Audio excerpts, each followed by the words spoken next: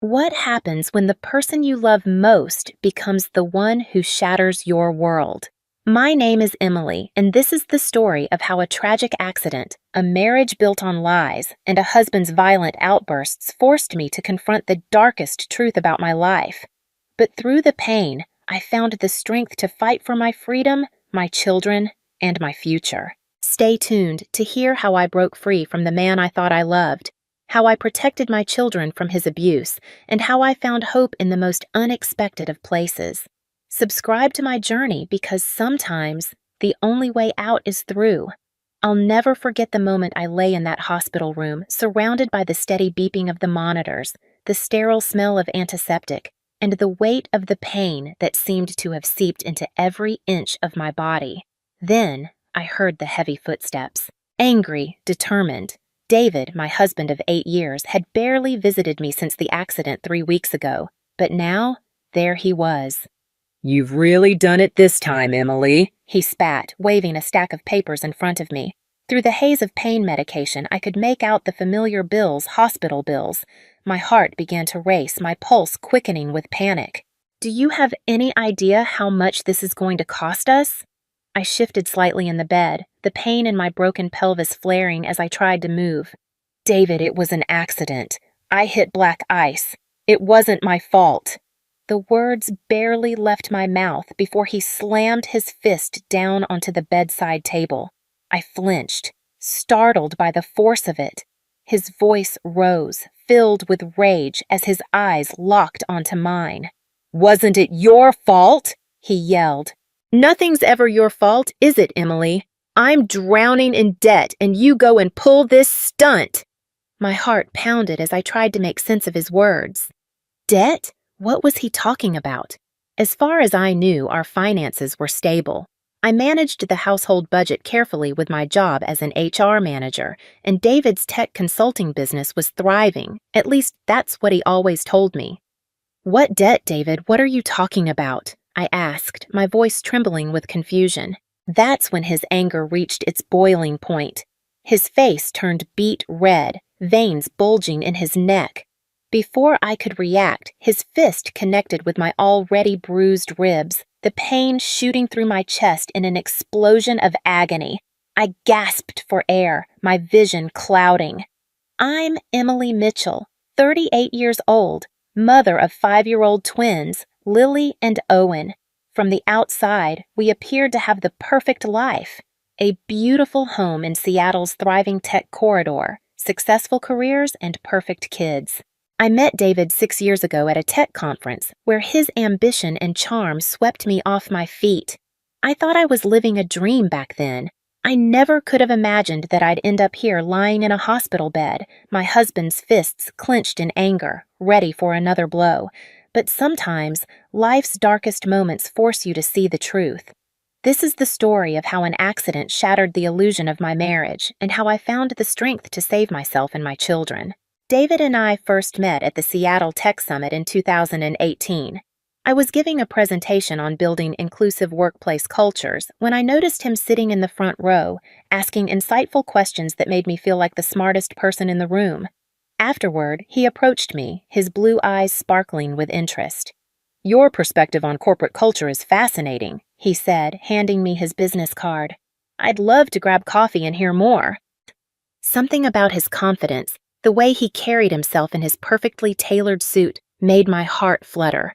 Looking back, I should have noticed how he always steered the conversation toward money, status, and influence. Our first date turned into 5 more in that same week. David was charming, attentive, and seemed to understand my ambitions perfectly. "You're different from other women," he would say, making me feel special. "You really get the tech world." Within 3 months, he was already talking about our future together. By 6 months, I was wearing his ring. The wedding was everything David wanted: lavish, over 300 guests, most of whom were business contacts. I didn't mind at the time. I was too in love, too caught up in the excitement of the moment to see how he turned every occasion into a networking opportunity. My parents worried it was too fast, but I assured them I knew exactly what I was doing. "Mom, Dad, I'm sorry I didn't listen." Now, lying in that hospital bed, I realized how wrong I had been to ignore the warning signs. The man I had married was not the man I thought he was. The years of charm had masked his darker side. The jealousy, the control, the manipulation. Now, as I lay there, bruised and broken, it became impossible to ignore. This was the moment the truth became impossible to ignore. The marriage I had built, the life we had shared, it was all built on a foundation of lies. And in that painful, raw moment, I finally found the courage to admit it. I deserved better. I deserved to be free. Everything changed when I got pregnant with the twins. David was thrilled at first. He loved the idea of having 2 babies at once, saying it was efficient. But as my pregnancy progressed, he became increasingly controlling. It started small, commenting on my eating habits, questioning my doctor's appointments, insisting I cut back my work hours for the baby's sake. You don't need to work so hard, He'd say, massaging my shoulders while I reviewed quarterly reports. I can handle everything. just focus on our family. His words sounded caring, but there was always an edge to them, a subtle pressure I couldn't quite name. Lily and Owen were born on a rainy Tuesday in March. They were perfect Lily with her curious eyes, always watching everything, and Owen with his infectious giggle. David seemed proud, showing off photos to clients and colleagues, but at home, he was different. The baby's crying irritated him. He started staying late at the office, claiming he needed to make up for all these new expenses. I tried to keep everything running smoothly. During my maternity leave, I created spreadsheets to track the twins' schedules, hired a part-time nanny so I could return to work, and maintained my HR director position, just with slightly reduced hours. I thought I was managing everything well, but David's criticism grew. The nanny costs too much, He'd complain, even though we could easily afford it. Can't you handle things yourself? Other mothers do. Or he'd question every purchase. Another outfit for the kids? They'll outgrow it in a month. Meanwhile, he never hesitated to buy himself new golf clubs or upgrade his car. I started walking on eggshells, trying to anticipate his moods. Good days meant he'd play with the twins, shower me with compliments, and talk about our bright future. Bad days meant silent treatments, slammed doors, and cutting Davids about my parenting or work performance. I told myself this was normal, just the stress of having young children and demanding careers. Looking back, I can see all the red flags I ignored, the way he gradually isolated me from friends, saying they were jealous of our success, how he insisted on managing our investments because finances are complicated, honey. The subtle put-downs disguised as jokes at dinner parties. But I was too focused on keeping our perfect image intact to admit something was deeply wrong. The truth about David's gambling started unraveling on a quiet Sunday morning. The twins were playing with their blocks in the living room when my credit card was declined at the grocery store. Embarrassed, I tried another one. The same result. Standing there with a cart full of groceries, I felt my cheeks burn as I made excuses to the cashier.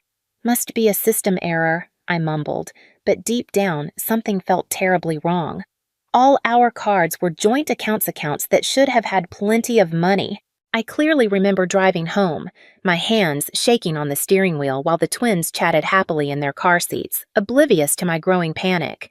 When I confronted David that evening, his reaction chilled me to the bone. You're overreacting, He snapped, pacing our kitchen like a caged animal. I made some investments that didn't pan out. It happens. But his eyes wouldn't meet mine, and his hands kept fidgeting with his phone. It took 3 more weeks of digging, of secretly checking statements when David was asleep to discover the truth. Thousands of dollars gone. Transfers to offshore betting sites, cash withdrawals at casinos, credit card cash advances with massive interest rates. Our savings had vanished into a black hole of gambling debts. I can explain, David said when I finally showed him the evidence. His voice took on that smooth, convincing tone I'd once found so charming. It's just temporary. I have a system. One big win and we'll be set for life. But this time his words rang hollow. The gambling was just the beginning. As our financial situation deteriorated, so did David's behavior. He started tracking my every movement through my phone's location settings, claiming he was worried about my safety. He questioned every purchase, every conversation, every minute I spent at work. "Who were you talking to for so long?" he demanded when I came home late from the office. "Why do you need new work clothes? Are you trying to impress someone?" His jealousy and paranoia grew alongside our mounting debt. I started hiding money, small amounts from my paychecks, deposited it into a secret account my sister helped me open. Every time David's anger flared over a lost bet, I'd add a little more, telling myself it was for the twins' future. Lily and Owen became experts at reading their father's moods, tiptoeing around the house when his face had that certain look. "Mommy, why is Daddy always mad?" Lily asked one night as I tucked her into bed. My heart broke seeing the worry in her little eyes. "Sometimes grown-ups get stressed," I explained, smoothing her hair. "But it's not your fault, sweetie." I promised myself that night that I had to find a way out, but I felt trapped. The final straw came when I discovered David had taken out a second mortgage on our house without my knowledge. Somehow he'd forged my signature. When I confronted him, his rage was terrifying. "You think you're so perfect," he shouted, throwing his phone across the room. "I did this for us. Everything I do is for this family." That night, as I lay awake listening to David's heavy breathing beside me, I started planning. I updated my resume, researched apartments, and looked into legal aid. I knew I had to be careful. David checked our bank statements obsessively now, but I never got the chance to execute my plan. 3 days later, everything changed. The accident that morning began like any other ordinary day. I dropped the twins off at kindergarten, watching as they dashed to join their friends with their matching lunchboxes swinging by their sides. "Love you, Mommy," they called in unison, their voices so carefree. I had no idea it would be weeks before I'd hear those words again. The roads were slick that day, a harsh reminder that Seattle's winter had been especially brutal. Temperatures had been well below freezing for days. I was on my way to an early meeting, mentally going over my presentation on quarterly retention rates when it happened. One moment I was driving cautiously down Madison Street, and the next, I felt weightlessness. Later, I learned that I had hit a patch of black ice, spun 3 times, and slammed into a concrete barrier. I don't remember the impact itself, but I'll never forget the cold, bone-chilling, suffocating cold seeping through my broken driver's side window and the pain. The pain was unimaginable. Through the haze, I could hear voices, sirens, someone urging me, "Stay with us, ma'am." A paramedic's face swam in and out of focus as they asked questions I couldn't answer. The sound of metal being cut away from around me made every movement feel like a shock of agony. I woke up 3 days later in the intensive care unit. The doctor's words filtered through the fog like fragments I couldn't fully comprehend. Broken pelvis, multiple rib fractures, internal bleeding, lucky to be alive. My phone sat beside me on the bed, the screen cracked but still lit with messages, dozens from work, my parents, my sister. But not a single one from David. My work team had rallied around me immediately. Jessica, my assistant, took over my projects and organized a schedule for caring for the twins. My parents flew in from Phoenix to help. But David, he sent a single text. "Can't leave work. Deal with insurance." That was it. Days turned into weeks. The twins visited, their small hands gentle as they hugged me, their wide eyes full of worry. "When are you coming home, Mommy?" Owen asked. I would smile through the pain and tell him it would be soon, but in my heart, I had no idea when I would leave this hospital bed or how I would pay for any of this. It wasn't until week 3 that I learned the truth. The insurance had lapsed. David hadn't paid the premiums in months. Every penny I had so carefully budgeted for emergencies had been drained. That's when David finally decided to show up at the hospital, leading to the confrontation that would change everything. The scene in my hospital room felt surreal, like a nightmare unfolding in real life. After his first punch to my ribs, I reached for the call button, but David knocked it away. His face twisted in fury, a level of rage I had never seen, not even during his worst gambling losses. "You ruined everything," he spat, towering over my bed. "Do you have any idea what these medical bills will do to me? They're garnishing my wages." Fear gripped me, my body too broken to defend itself. "The kids need their mother," I gasped, trying to reason with him. It was the wrong thing to say. David's laugh was cold, hollow, and cruel. The kids? Do you really think you can take care of them like this? You're pathetic, Emily, lying here and expecting everyone to clean up your mess. I saw his fist rise again, but before it could land, the door to my room burst open. Jessica, my assistant, stood there, coffee cup frozen halfway to her mouth. Behind her, my day nurse, also named Jessica, took in the scene in a split second. "Security!" she shouted down the hallway, already moving towards my bed. The weight of the situation hit me like a freight train, but in that moment, I knew something had to change. I couldn't stay in this toxic, dangerous environment any longer. Not for me, and certainly not for my children. I had to find a way to take back control of my life. David tried to switch personalities instantly, the charming mask sliding back into place. "Just a heated discussion," he said smoothly, stepping back. "My wife is confused about the—" But Jessica had her phone out, recording everything. Smart, brave Jessica, who'd always seen through David's facade. 2 security guards arrived within seconds. "Sir, step away from the patient," one ordered, moving between us. David's mask slipped again, rage flashing across his face. "This is a private matter," he spat. "She's my wife." "Not for long," I found myself saying, my voice stronger than I felt. The words hung in the air between us, and I watched the realization dawn in his eyes. This was it, the moment I finally stood up to him. Even lying broken in a hospital bed, I was done being his victim.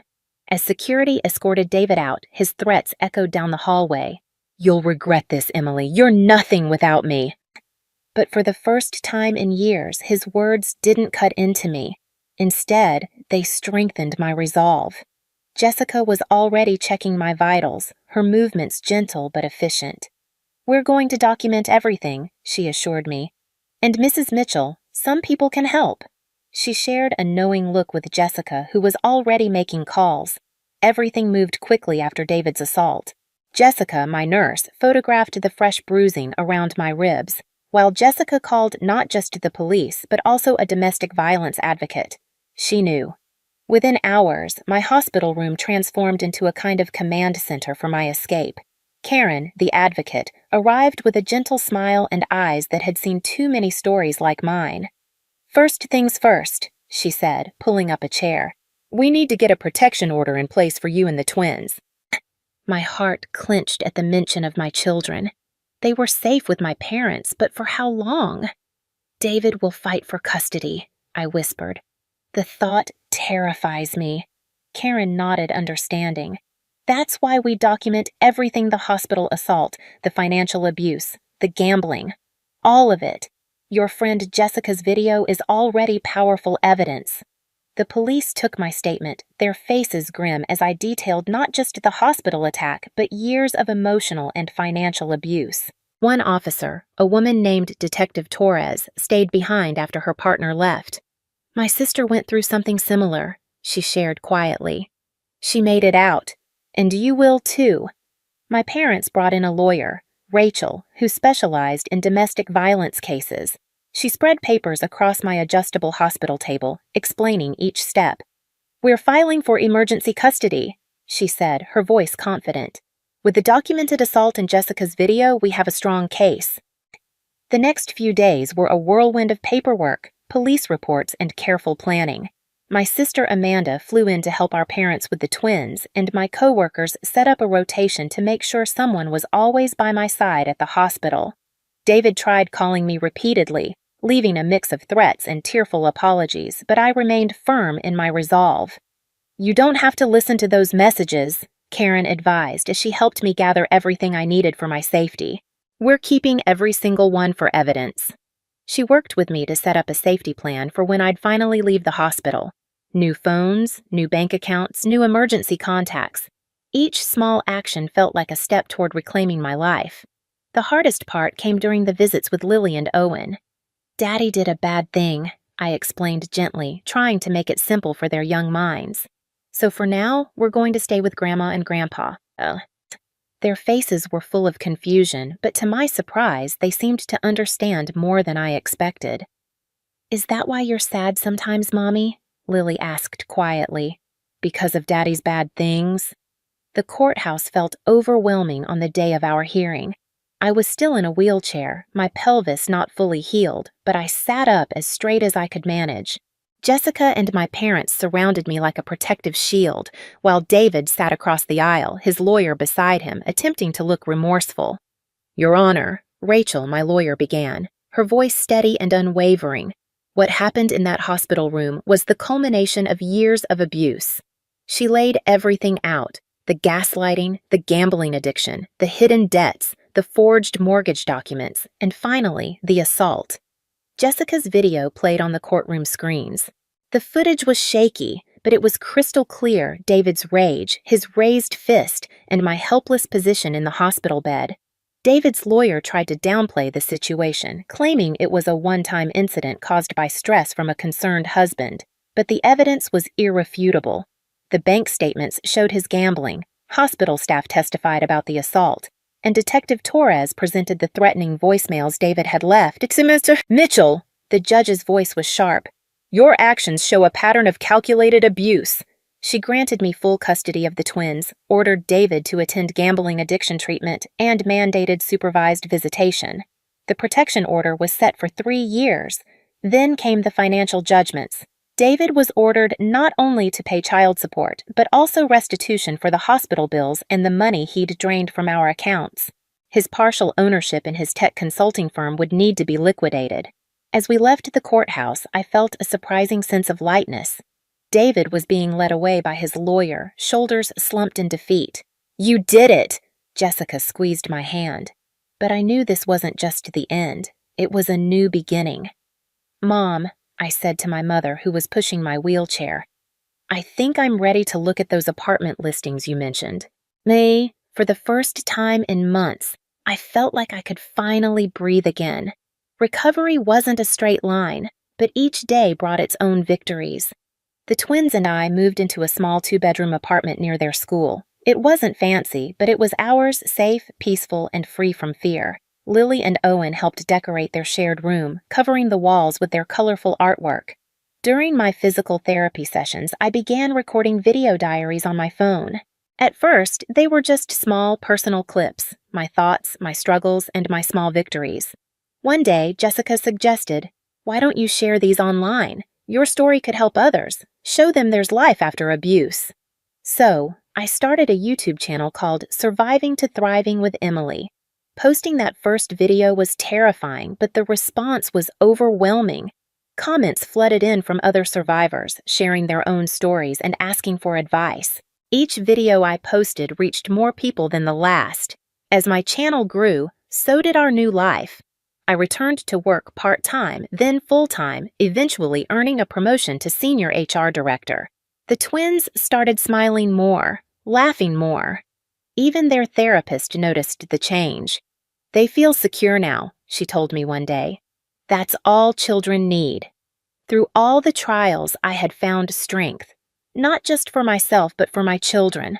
Together, we were healing, and every day was a reminder that we were moving forward. What do you do when you finally find the strength to walk away, only to realize you're walking toward a future you never imagined possible? Emily's story is one of heartbreak, survival, and an unshakable will to protect her children. After years of abuse, gaslighting, and financial manipulation by her husband David, she was left battered and broken, but never beaten. The road to recovery wasn't easy, but with the help of those who truly cared for her, Emily found the courage to stand up for herself and her twins. The pivotal moment came in the hospital room when David's rage exploded once more. But this time, Emily wasn't the same woman who had been silent for years. With the support of her friends and family, she gathered the strength to fight back. The evidence was irrefutable, and in court, David was forced to face the consequences of his actions.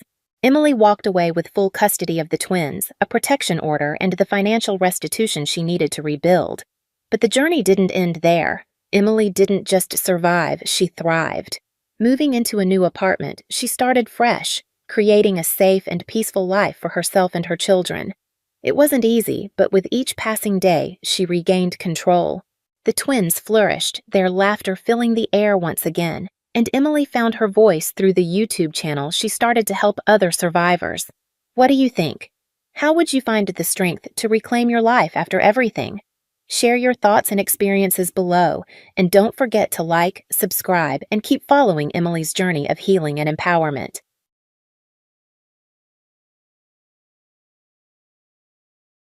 I stared at my phone, reading the voicemail transcript for the 5th time. My mother's words glowed on the screen, each one making my stomach twist a little tighter. Ember, please. I know it's been years, but I need your help. I wouldn't ask if it wasn't important. My name is Ember, and the last time I heard my mother's voice, I was 16. She was walking out our front door with a Louis Vuitton suitcase and promises of figuring things out. 8 years later, here she was. Her voice crackling through my phone speaker, acting like she had any right to ask me for anything. I was sitting in my father's office when the message came through. The familiar smell of leather and coffee surrounded me as I watched him shuffle through papers on his desk. He looked tired, more tired than usual. The afternoon sun streaming through the windows highlighted the gray in his hair that seemed to have multiplied overnight. "Dad," I said, my phone still clutched in my hand. "Mom just left me a voicemail." He stopped moving, his hand frozen over a stack of contracts. "Corinne." The way he said her name, like it was both a prayer and a curse, made my chest ache. "She says she needs help." I played the message on speaker, watching his face as my mother's voice filled the room. "Please, Ember. I know I don't deserve it, but things aren't what they seem. I'm in trouble, and you're the only one I can trust." Dad's expression hardened. "Delete it," he said firmly. "Whatever game she's playing, you don't want any part of it." I should have listened to him. Should have deleted the message and gone back to our normal Tuesday afternoon routine of reviewing business reports and sharing takeout from the Thai place down the street. But something in her voice nagged at me, a tremor of fear I'd never heard before. "What if she really is in trouble?" I asked. Dad sighed, rubbing his temples. "Sweetheart, your mother's greatest talent is making her problems everyone else's emergency. Trust me, I learned that lesson the hard way." He started coughing then, deep, rattling coughs that seemed to come from his very core. I rushed to get him water, but he waved me off. When the fit passed, he looked even more exhausted than before. "Dad, are you okay? That cough's getting worse." "Actually," he said, straightening in his chair, "there's something I need to tell you." He gestured to the seat across from his desk. "Sit down, kiddo." My heart dropped. I knew that tone. It was the same one he'd used when he told me my childhood dog had died, when my first boyfriend cheated on me, when Mom left. "I've been seeing some specialists," he began, his voice steady despite the weight I could hear behind his words. "The tests came back last week. It's stage 4 lung cancer. They're giving me 6 months, maybe a year with treatment." The world tilted sideways. I gripped the arms of my chair, trying to anchor myself to something solid as everything else seemed to float away. "No," I whispered. "There has to be something they can do." "We'll fight it," he assured me, reaching across the desk to squeeze my hand. "But I need you to be prepared. The business, everything I've built, it's all going to be yours." My phone buzzed again. Another message from my mother. "Ember, please call me back. It's about your father." I looked up at Dad, who was watching me with concern. What does she know? I wondered aloud. "Nothing good," he replied grimly. "Whatever she wants, remember who she is. Remember what she did to us." But as I sat there, torn between my father's warning and my mother's plea, I couldn't shake the feeling that something bigger was unfolding. Something that would force me to choose between the parent who stayed and the one who left, between trust and suspicion. Between the comfortable life I knew and the uncomfortable truths I might discover. I saved the voicemail, knowing that whatever I decided to do next would change everything. The cafe where I agreed to meet my mother was exactly her style, overpriced lattes and pretentious artwork on exposed brick walls. I arrived 15 minutes early, choosing a table near the exit. Old habits die hard. When she walked in, it felt like being punched in the chest. 8 years had barely touched her, same perfectly styled blonde hair, same designer clothes, same confident stride that used to make me feel so proud when I was little. Now it just made me angry. "Ember, sweetheart." She moved to hug me, but I stayed seated. Her arms dropped awkwardly to her sides. "Thank you for coming. I wasn't sure you would." "I almost didn't," I said, watching her settle into the chair across from me. You said this was about Dad? She flinched at his name, her manicured fingers fidgeting with her wedding ring. Not the one Dad gave her, but the upgrade from Victor. Her new husband. Yes, but first, how are you? You look wonderful. Are you still working with your father? Cut the small talk, Mom. What do you want? A barista approached, and Mom ordered some complicated drink I couldn't pronounce. I asked for black coffee, making her wince. Some things never change. Your father's sick, isn't he? She asked once we were alone again. Terminal cancer? My coffee cup froze halfway to my mouth. How did you? I have my sources. She leaned forward, lowering her voice. Amber, there's something you need to know about the business. Your father. He's not who you think he is. A memory flashed through my mind. Dad teaching me to ride a bike, running alongside until I found my balance. Dad staying up all night helping me with science fair projects. Dad holding me while I cried after she left. Don't, I warned. Don't you dare try to poison this too. I'm trying to protect you, she insisted. There are things happening, deals being made. When your father dies, if you know so much, why didn't you reach out to him? Why come to me? Her perfect composure cracked, just for a second. Because he wouldn't listen. But you're smart, Ember. You always were. I need you to look into something for me. There are documents. Documents. I laughed, but it came out harsh. Let me guess, you need money. That's what this is really about, isn't it? It's not that simple. She glanced around nervously. Victor's company is struggling. If certain information came to light, there it is. I stood up, my chair scraping against the floor. You haven't changed at all. Still using people, still only caring about yourself. Ember, please. She grabbed my wrist. Your brother Jasper. Don't. I yanked my arm away. Don't you dare use him to manipulate me. He's 15, the same age I was when you walked out on us. Does he know you're here? Her silence was answer enough.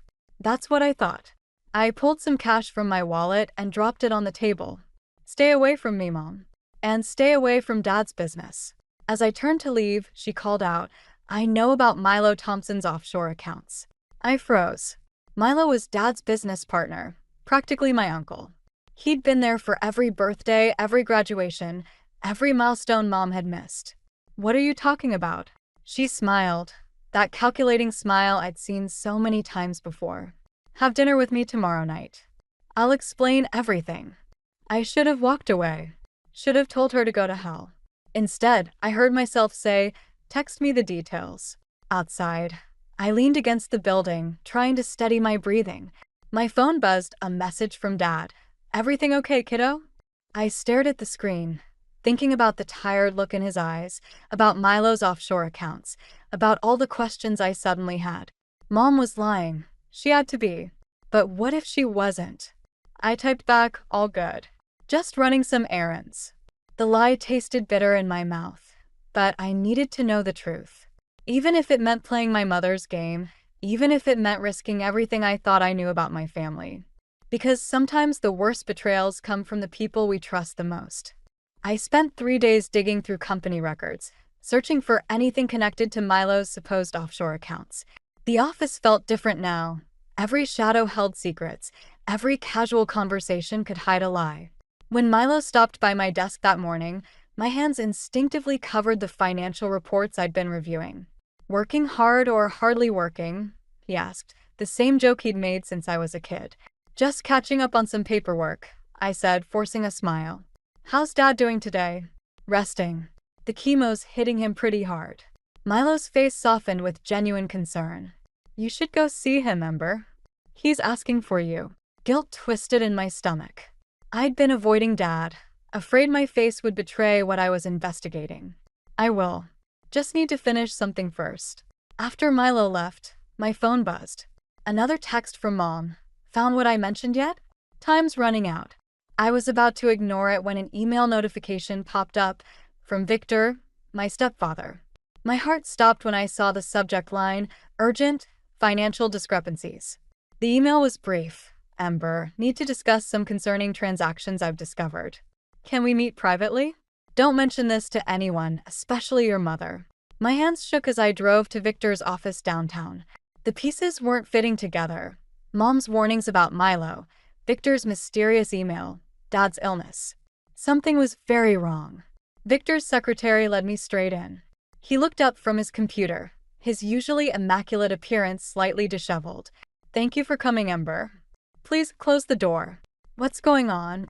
I asked, remaining standing. "What transactions?" He turned his monitor toward me. "These wire transfers, all to an account in the Cayman Islands. They're linked to your father's company, but the paperwork doesn't add up." I leaned closer, scanning the numbers. Millions of dollars transferred over the past year. "That's impossible. Dad would never." "It gets worse," Victor interrupted. "Your mother came to me last week, asking for a substantial loan. When I refused, she threatened to expose these transactions to the SEC. The room spun slightly. "She's blackmailing you?" "I think she's desperate," Victor said quietly. "But I'm more concerned about where this money is actually going." "Have you noticed anything unusual at the company?" Before I could answer, my phone rang Milo's number. When I answered, his voice was tight with panic. "Ember, get to the hospital." "No. It's your father." I ran out without explaining to Victor, my mind racing. At the hospital, I found Milo pacing outside Dad's room. "He collapsed during his treatment," he explained. "They're stabilizing him, but..." Through the window, I watched the medical team working around Dad's bed. He looked so small, so fragile. Nothing like the strong man who'd raised me alone. "Milo," I said, my voice barely steady, "I need to ask you something. About the offshore accounts." He went very still. "Who told you about those? Does it matter? Are they real?" "Ember." He glanced at Dad's room, then pulled me further down the hallway. "Everything I've done has been to protect your father and you. But your mother, she's going to destroy everything we've built." "What are you talking about? What did you do?" Before he could answer, I heard a familiar voice behind me. "Well, isn't this cozy?" Mom stood there, designer handbag clutched like a shield. "I tried to warn you, didn't I? About the kind of men you trusted." "Get out," I snapped. "You don't belong here." "Actually," she smiled, pulling papers from her bag, "I belong exactly here. These documents prove that Milo has been embezzling money for years. Money that should have gone to your father's medical care." Milo stepped forward. "Corinne, don't." "Unless," she continued, "my daughter helps me with a small financial matter. Then perhaps these papers never reach the authorities." I looked between them, Milo's guilty face, Mom's triumphant smile, Dad lying unconscious just yards away. The truth hit me like a physical blow. I was just a pawn in their game, and it was time to stop playing by their rules. "You want to see some real documents?" I pulled out my phone, bringing up Victor's email. "Let's talk about what I found." Dad was awake when I entered his hospital room the next morning, looking smaller against the white sheets. The documents I'd found were burning a hole in my bag, but one look at his face made me hesitate. "You look terrible," he said, managing a weak smile. "Look who's talking." I settled into the chair beside his bed, watching the steady drip of his four. "The doctors say you pushed yourself too hard yesterday. Had to make sure everything was in order at the office." He reached for the water glass, his hands shaking. I helped him take a sip, pretending not to notice how much weight he'd lost. "About the office," I started, but he cut me off. "Milo told me you've been asking questions." His voice was quiet but firm. "About the accounts." The air felt suddenly thick. "Did he tell you everything?" "Enough." Dad closed his eyes briefly. "The money. It wasn't what you think. We were protecting the company." "Protecting you? By committing fraud?" The words came out sharper than I intended. "Mom's threatening to expose everything unless I help her blackmail Victor." "Did you know that?" His laugh turned into a cough. "Your mother always did have perfect timing." "This isn't funny, Dad. The CC, the police, they could take everything you built." "Everything I built?" He looked at me directly now. "Ember, the company was never meant to be my legacy. You are." Before I could respond, my phone buzzed. A text from Jasper. "Need to talk. Mom's acting weird. Can you meet?" "I have to go," I said, standing. "But this conversation isn't over." "Wait." Dad grabbed my wrist with surprising strength. "There's a safe in my home office, behind the Degas print. The combination is your birthday." He released me, sinking back into the pillows. Whatever you find, remember I love you. I found Jasper at our usual spot, the old playground where I used to take him when he was little. At 15, he looked too big for the swings now. Mom's been crying, he said without preamble. I heard her on the phone talking about losing everything. And Victor, he's barely home anymore. It's complicated, Jazz. I'm not a kid anymore. His voice cracked slightly. I know something's wrong. Jess, is Mom in trouble? I thought about the documents in my bag, about Dad's safe, about all the lies tangling around us. We all are. Back at Dad's house, my hands trembled as I entered my birthday into the safe. Inside was a single USB drive and a letter addressed to me. The paper felt heavy, expensive, Mom's preferred stationery. The date showed it was written 8 years ago, the day she left. My phone rang Victor's number. When I answered, his voice was tense. Where are you? Dad's house. Why? Stay there. Your mother's on her way to the hospital. She's going to tell Owen everything unless we meet her demands. What demands? $2 million and control of the company's Asian subsidiaries. He paused. She says she has proof that the offshore accounts were used to hide money from her during your parents' divorce. If that's true. I looked at the unopened letter in my hand. I'll handle Mom. Jess, keep Jasper away from this. Ember, Victor said softly. Whatever happens, I want you to know I never knew what she was planning. I'm sorry. After hanging up, I finally opened the letter. Mom's elegant handwriting filled the page. My dearest Ember, by now you've discovered what your father and Milo did. The money they hid, the lies they told.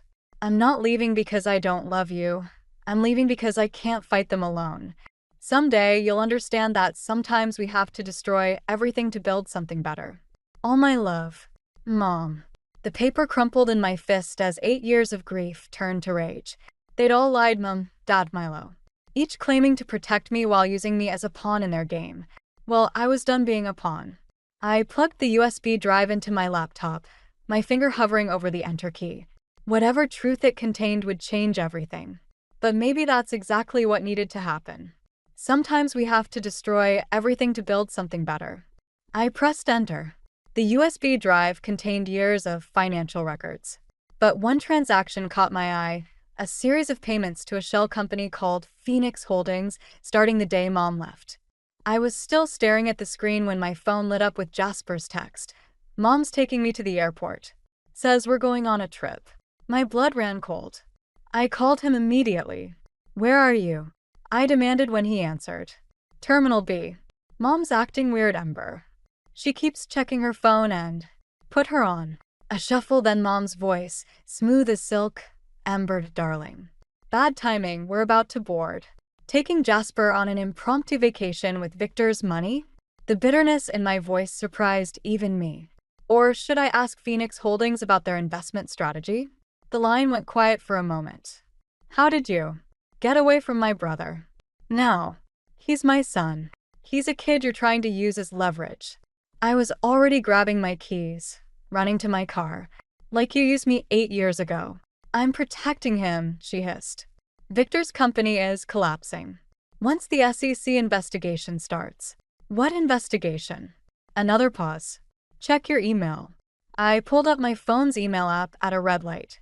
There it was, a forwarded message from the Securities and Exchange Commission, requesting documents related to Phoenix Holdings and offshore transfers. You reported Victor's company, I realized. Your own husband. Victor, your father, Milo. They're all going down. But I can protect you and Jasper. We just need to leave for a while. I pressed harder on the accelerator. Put Jasper back on. Instead, I heard commotion in the background. A security announcement. Mom's muffled voice saying something about boarding passes. Mom. Jasper's voice came through, shaky. Ember, something's wrong. She's crying. I could see the airport ahead. Jazz, listen carefully. Mom's trying to run. Whatever she's told you. But Dad's in trouble, right? She said we have to leave before. She's lying. The words exploded out of me. She's been lying to all of us. The money, the threats, everything. It's all because she got caught stealing from Victor's company years ago. She's trying to escape before. The call dropped. I screeched into the terminal parking. barely remembering to lock the car. Running through the airport, I dialed Victor. "She's trying to leave with Jasper," I gasped. "Terminal B. Call security." "Already done," he replied grimly. "Ember, there's something else. Your father's asking for you. The doctors say." I stopped running. "No, not yet. He can't. You need to choose. Now." The airport speakers crackled. Final boarding call for Flight 2476 to Grand Cayman. My phone buzzed, a text from Jasper. "Help." Another from Dad's nurse. "Please come quickly." And finally from Mom. "I'm sorry, baby." Sometimes running is the only way to survive. I stood frozen in the terminal, tears burning my eyes. Dad was dying. Mom was escaping. Jasper was trapped in the middle. And I had to choose. The truth hit me then. This wasn't about justice anymore. It wasn't even about revenge. It was about breaking a cycle of lies and manipulation that had poisoned our family for generations. I took a deep breath and made my choice. "Victor," I said into the phone, "I need you to do something for me. Pull up every record you have on Phoenix Holdings. Every transaction, every signature, every phone call. Then send it all to the SEC. That will destroy your mother." "I know." I watched as airport security moved toward Gate B12. But sometimes we have to destroy everything to build something better. I ended the call and started running again, but not toward the gate. Toward the exit. Toward the hospital. Toward the only parent who had never made me choose between love and lies. Behind me, I heard Mom's voice calling my name, desperate and breaking. For the first time in my life, I didn't look back. I made it to Dad's hospital room just in time to hold his hand. His last words weren't profound or dramatic, just a quiet "I love you," before the monitors started screaming. I stood there numb, as the medical team rushed in, their urgent voices fading to white noise. Hours later, I sat in his empty room, staring at my phone. 17 missed calls from Victor. One text from Jasper. "They arrested Mom at the airport. Where are you?" A knock at the door made me look up. Milo stood there, his face drawn. "Ember, I'm so sorry. About Owen, about everything. Did you know?" My voice sounded strange, hollow. "About Phoenix Holdings?" He stepped into the room, closing the door behind him. "Your father was trying to protect you. The money. It was meant to be your inheritance, hidden where Corinne couldn't touch it.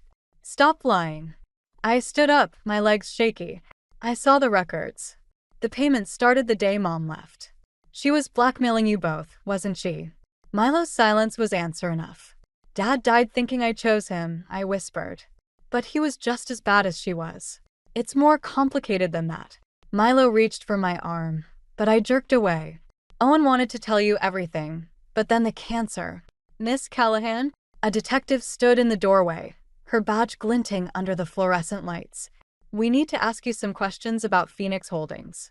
My laugh sounded borderline hysterical. "Join the club. We have evidence suggesting you were involved in the transactions." She pulled out a document. "Your signature appears on several wire transfers." "That's impossible." But even as I said it, I remembered the stack of papers Dad had me sign last month. "Administrative stuff," he'd said. "For the business." The detective's expression remained neutral. "We'll need you to come with us." "She doesn't go anywhere without a lawyer," Milo interrupted. "Mr. Thompson, you're also under investigation. I suggest you both." My phone buzzed. Victor calling again. This time I answered. "They're freezing the company's assets," he said without preamble. "All of them, including your father's estate." The room started spinning. "But the medical bills, the funeral costs. I'll help however I can, but..." He paused. "Corinne's talking to the prosecutors. She's offering evidence against everyone, me, Milo, Owen's estate. She's trying to cut a deal." Of course she was. Even from a jail cell, Mom was still playing her games. "Miss Callahan?" The detective was getting impatient. "Are you coming voluntarily, or do we need to make this official?" I looked around the hospital room where Dad had died less than 3 hours ago. His coffee cup still sat on the bedside table half full. A crossword puzzle lay unfinished beside it. All these little pieces of him, already turning into evidence in someone else's investigation. "I need a minute," I managed. "Please." Once they stepped outside, I sank into the chair, my head in my hands. Dad was gone. Mom was in custody. The company was frozen. And I might be headed to jail for signatures I didn't even know I was making. My phone buzzed one more time, Jasper. They won't let me see Mom. I'm scared, That's when I broke. Tears came in huge, gasping sobs that felt like they might tear me apart. Everything Dad and I had built, everything we'd protected, was crumbling. And the worst part? I couldn't even grieve him properly because his lies were still unraveling. Through my tears, I noticed something poking out from Dad's crossword puzzle, a folded piece of paper with my name on it. With trembling fingers, I opened it. My dearest Ember, if you're reading this, I'm gone and the truth is out. But there's one more thing you don't know. Check the safe at home one more time. The second combination, your mother's birthday. I'm sorry for the lies, but everything I did for love. Dad. The detective knocked again. Miss Callahan? Time to go. I wiped my eyes and stood up, Dad's note burning in my pocket. Whatever was in that second safe, it was my last chance to understand why everyone I loved had chosen lies over truth. But first, I had to face the consequences of their choices. And mine. After 3 days of questioning, the police finally let me go home. The first thing I did was head to Dad's office, my hands shaking as I input Mom's birthday into the safe. Inside, I found a single envelope containing photos, dozens of them, showing Mom meeting with known criminals years ago, long before she left us. My phone rang. Milo. Don't trust the evidence, he said without preamble. Your mother's deal with the prosecutors. It's based on forged documents. How do you know? Because I helped her create them. His voice cracked. 8 years ago, when she threatened to expose Owen's dealings with Phoenix Holdings. But the real story, it's worse than you think. I spread the photos across Dad's desk. The real story is in front of me. Mom was working with criminals before she ever left. Dad was protecting me from her, wasn't he? No, Ember. He was protecting her. From them. From himself. From everything he did to keep her safe until she couldn't take it anymore. The office door opened. Victor stood there, looking exhausted. They're moving Corinne to federal custody tomorrow. If you want answers, now's your chance. At the detention center, Mom sat across from me in her orange jumpsuit, her perfect facade finally cracking. You found the photos. Start talking. She touched the glass between us. I was young, stupid, working as a cocktail waitress when I met your father. He was different then, ambitious, dangerous. He used me to get close to certain people, gather information. When I tried to leave, he threatened to expose my involvement. You're lying. Ask Milo. Ask him about the night Owen burned down his competitor's warehouse. Ask him where the Phoenix Holdings money really came from. My phone buzzed. Milo again. Don't believe anything she says. I'm on my way. He's coming here, isn't he? Mom smiled sadly. Perfect. Maybe now you'll finally learn the truth about the man who raised you. The detention center door burst open. Milo rushed in, out of breath. Ember, wait. Tell her, Mom challenged. Tell her about the fire. About the man who died. Milo's face went ash-white. Owen was protecting you. By becoming a murderer? Mom's voice rose. By forcing me to help cover it up? Stop it.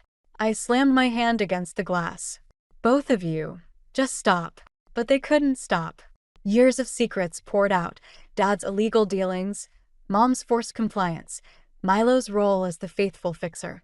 Each revelation felt like another knife in my chest. I left to protect you, Mom whispered. But Owen, he couldn't let go. Phoenix Holdings wasn't about hiding money from me. It was about keeping me quiet. The payments, the threats.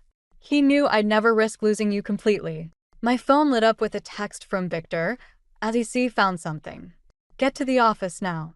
I stood up, my legs unsteady. You're both going to jail. You know that, right? Maybe, Mom said quietly. But ask yourself, why did Owen make you sign those documents last month? Why did he make sure your name was on everything? Horror dawned slowly. He knew he was dying. And he knew I'd talk, she finished. He tied you to everything, made you complicit. His final insurance policy. Milo reached for me. Ember, let me explain. I backed away from both of them. Dad didn't protect me. He used me. Just like you did, Mom. Just like everyone. Not everyone, Mom said. Check Victor's personal email. Password is Jasper's birthday. See who really tried to keep you clean in all this. I left them there, two broken people trapped in a web of their own making. In the parking lot, I sat in my car staring at my phone, wondering which truth would hurt less, the one I'd always believed, or the one I was about to discover. Sometimes the real revenge isn't about destroying others. It's about finally seeing them for who they really are. I typed in Jasper's birthday and held my breath. 1 year later, I stood in front of Dad's grave, autumn leaves crunching under my feet. The headstone was simple, just his name and dates, no mention of the legacy he left behind, both good and bad. Victor's emails had revealed everything. Years of correspondence showing how he'd worked secretly to protect me from both my parents' schemes, gathering evidence while trying to shield me from the worst of their manipulations. In the end, his testimony had helped reduce my involvement to unwitting participation, saving me from prosecution. Ready? Jasper asked, appearing beside me.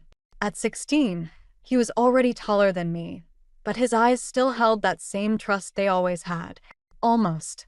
I placed a small stone on Dad's headstone, a tradition he'd taught me, though I never knew if he'd made it up or if it meant something more. The company had survived, barely. After the dust settled, I'd used what remained to start something new, a foundation helping kids affected by white-collar crime. It felt right, turning all that darkness into something meaningful. My phone buzzed, a message from Mom's prison email account. She had 3 years left on her sentence, reduced for cooperation. I hadn't opened any of her messages in months, but this subject line caught my eye. You were right. Inside was a single paragraph.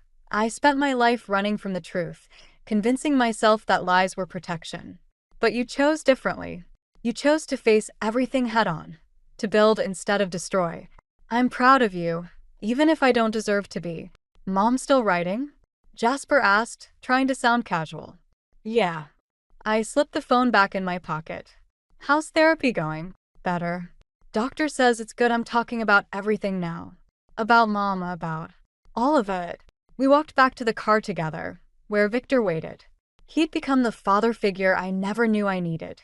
Steady, honest, present. The kind of parent who showed love through actions instead of words. Milo called, he said as we got in. The appeals court denied his request. I nodded, feeling nothing but a dull ache where the anger used to burn.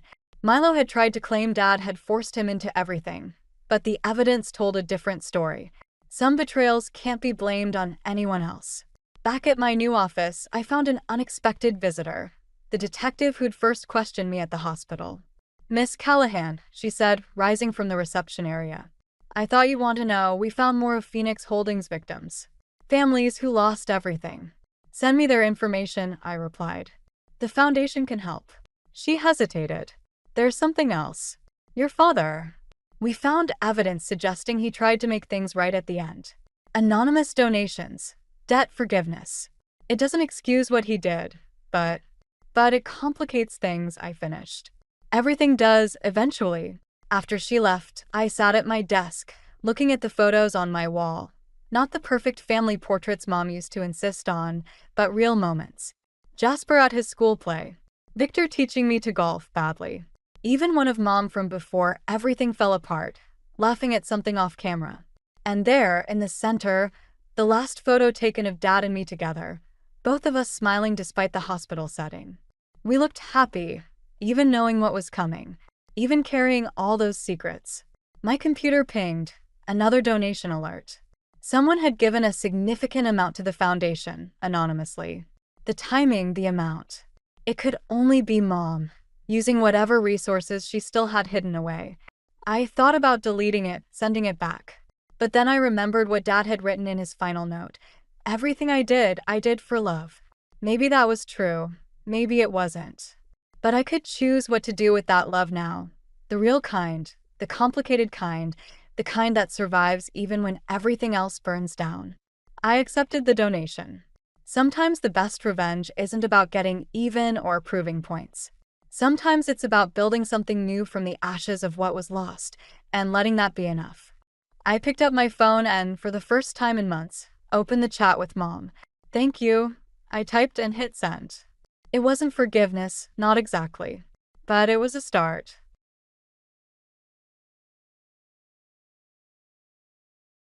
The letter arrived on an ordinary Tuesday, tucked between a pizza flyer and my cell phone bill. No return address, just my name in careful cursive that reminded me of my adoptive father Walter's handwriting. My heart did a little stutter step when I saw it. My name is June, and until that moment, I thought I had my life figured out. My husband Rhett was 6 months into his year-long assignment in Singapore. Our video calls and texts keeping our connection alive across the time zones. I had my routine: morning runs, my work as a graphic designer, weekly dinners with my adoptive mother Mabel. Everything neat and organized, just the way I liked it. But that letter changed everything. I made coffee first, a small ritual to steady my nerves. The envelope felt heavy, expensive. Inside, I found 2 items: a yellowed newspaper clipping from 25 years ago and a handwritten note on cream-colored stationery. "Dear Miss Juniper Hayes, now Callahan." It began. "You don't know me, but I knew your parents. The truth about their estate and your inheritance has been hidden from you. If you want to know more, meet me at the Riverside Cafe this Friday at 2 p.m. Come alone." The newspaper clipping showed a familiar headline, one I'd seen before in old scrapbooks. "Local couple dies in house fire. Infant daughter survives." My parents' tragedy, condensed into 12 column inches. I called Red immediately, not caring that it was 3 a.m. in Singapore. "Hey, love." His voice was thick with sleep. "Everything okay? I got this weird letter." I described its contents, trying to keep my voice steady. "Should I go?" "Sounds sketchy," he said, more alert now. "Could be a scam." "But they knew my maiden name. And about my parents." "That information isn't exactly secret, June. Remember that identity theft seminar I dragged you to?" I touched the newspaper clipping, its edges soft with age. "This feels different." "Then go, but be smart about it. Meet in public, tell someone where you're going. Maybe ask Mabel to sit at another table." I hesitated. "I haven't told Mabel yet." "Why not?" "I don't know. Something feels off. Ever since Sarah moved back home, Mabel's been different. More distant." "Ah, the prodigal daughter returns." Rhett's tone carried a hint of warning. "Just be careful, okay? I wish I was there." "Me too." I glanced at our wedding photo on the desk, missing his steady presence beside me. After hanging up, I called my office and took Friday afternoon off. Then I did what I always do when I'm anxious. I cleaned. While organizing my desk drawer, I found the letter Walter had given me before he passed away 6 months ago. "Open this when you need guidance," he'd said.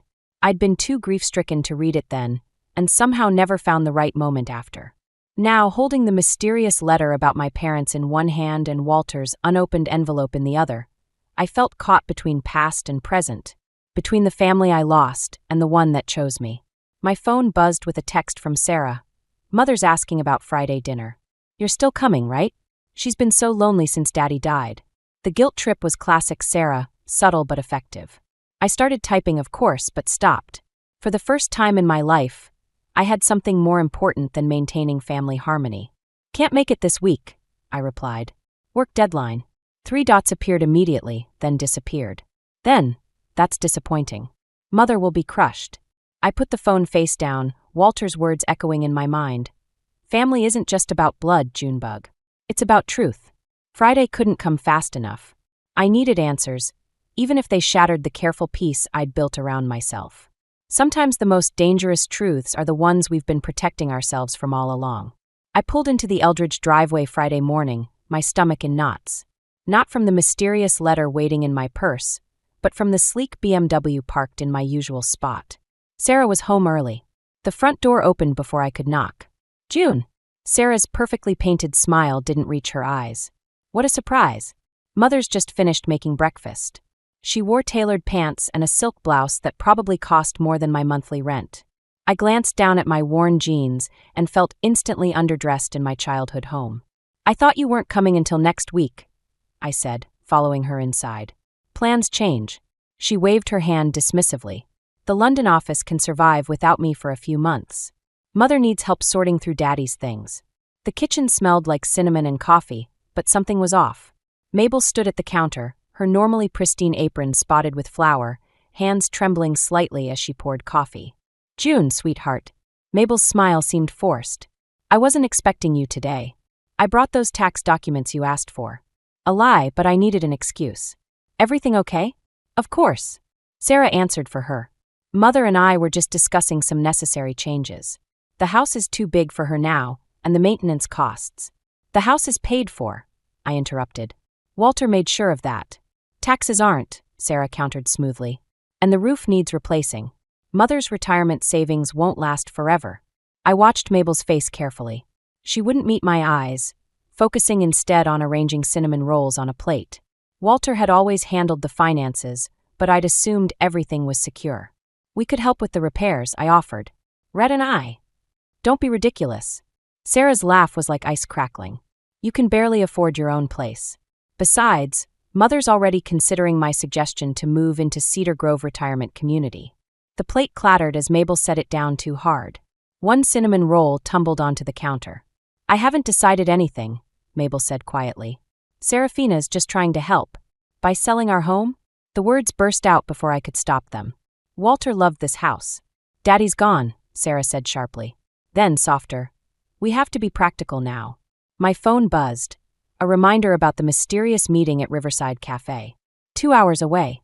I needed to leave soon, but leaving Mabel alone with Sarah felt wrong. Mother, remember when June was little? Sarah's tone turned syrupy sweet. How she used to follow Daddy around like a lost puppy. So desperate for a father figure. My cheeks burned. Sarah had a talent for making even happy memories sound pathetic. I should go, I said, standing. Mabel, can we talk later? Just us. Actually, Mabel fidgeted with her apron strings. Sarah and I have appointments all week. We're meeting with financial advisors, realtors. I'll keep you updated, Sarah smiled, placing a possessive hand on Mabel's shoulder. Family decisions and all that. The emphasis on family wasn't subtle. I'd heard it before, in the weeks after Walter's funeral, when Sarah suddenly reappeared after years of sparse holiday visits. Walking to my car, I heard them arguing through the kitchen window. Can't keep babying her, Sarah's voice drifted out. She's not really. The window slammed shut. I sat in my car, hands gripping the steering wheel. The mysterious letter about my parents' estate felt heavier in my purse. Whatever secrets it held, they'd have to wait. Something was very wrong in the Eldridge house. And I couldn't shake the feeling that Sarah's sudden interest in helping had nothing to do with family loyalty. My phone lit up with a text from Rhett. How's it going? Ready for your mystery meeting? I typed back. Change of plans. Need to dig through Walter's old office files first. Something's not adding up. Be careful, he replied. Sarah's always played the long game. He was right. And this time, she was playing with our family's future. I started the car, heading not to Riverside Cafe, but to my old storage unit where I'd boxed up Walter's papers. If Sarah wanted to talk finances, I needed to know exactly what I was dealing with. The mystery of my parents would have to wait. Right now, I had a promise to keep to the father who chose me. The storage unit smelled like old books and broken promises. I'd been digging through Walter's files for hours, my phone forgotten in the car, when I found the first letter. It was tucked inside a folder marked Family Matters, Private, written in Walter's careful hand 6 months before his death. Dearest Mabel, it began. I know about the loans. I found the papers Sarah convinced you to sign. Whatever she's told you, selling the house won't fix this. My hands shook as I read further. According to Walter's letter, Mabel had taken out multiple loans against the house, all co-signed by Sarah. The amounts were staggering. But why? The Eldridges had always lived comfortably, if not extravagantly. Deeper in the box, I found bank statements, legal documents, and more letters. Each piece revealed a pattern I'd been too blind to see.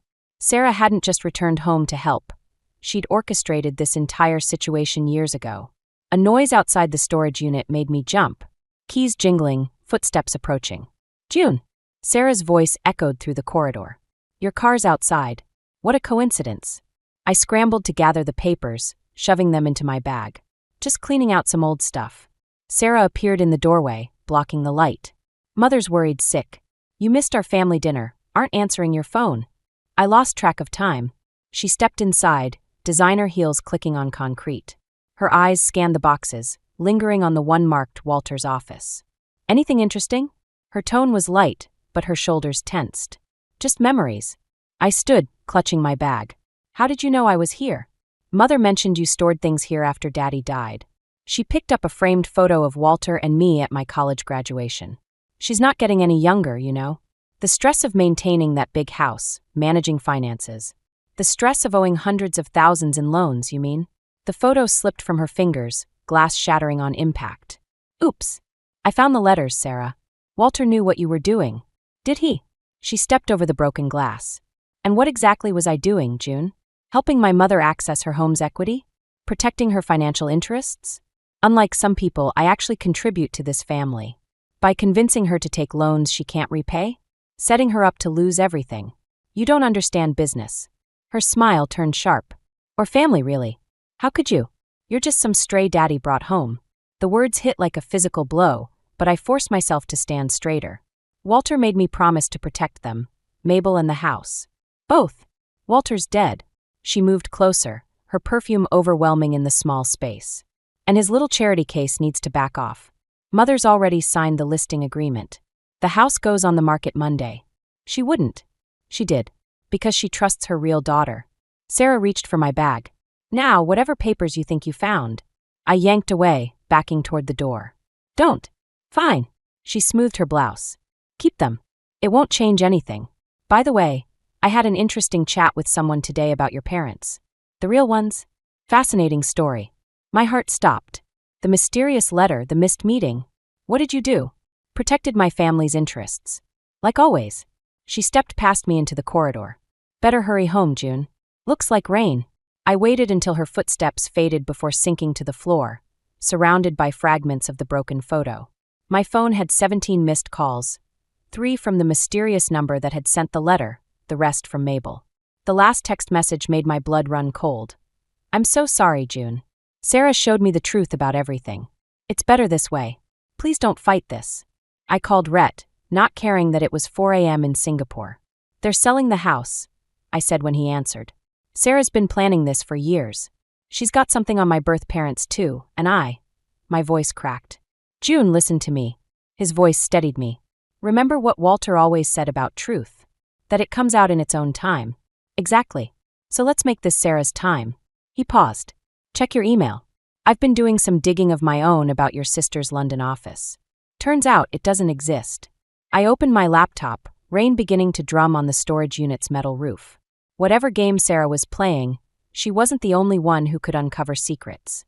Walter had taught me that family was worth fighting for, and I was just getting started. I spent the weekend buried in Rhett's research. The London office where Sarah claimed to work? A virtual address.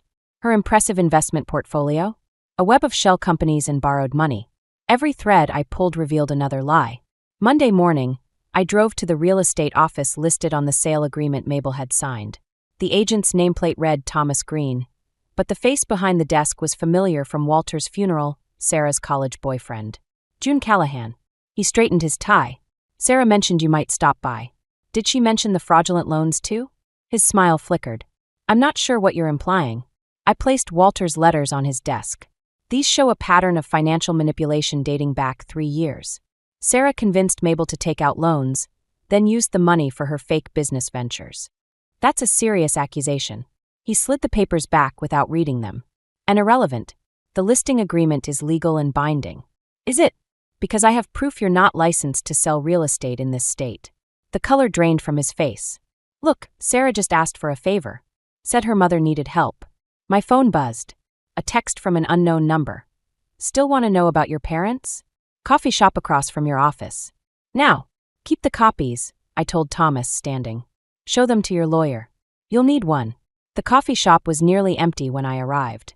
A woman sat in the corner, gray hair pulled back severely, reading a newspaper. She lowered it as I approached. You're late, she said. I'm Margaret Winters. I was your mother's best friend. My hands trembled as I sat.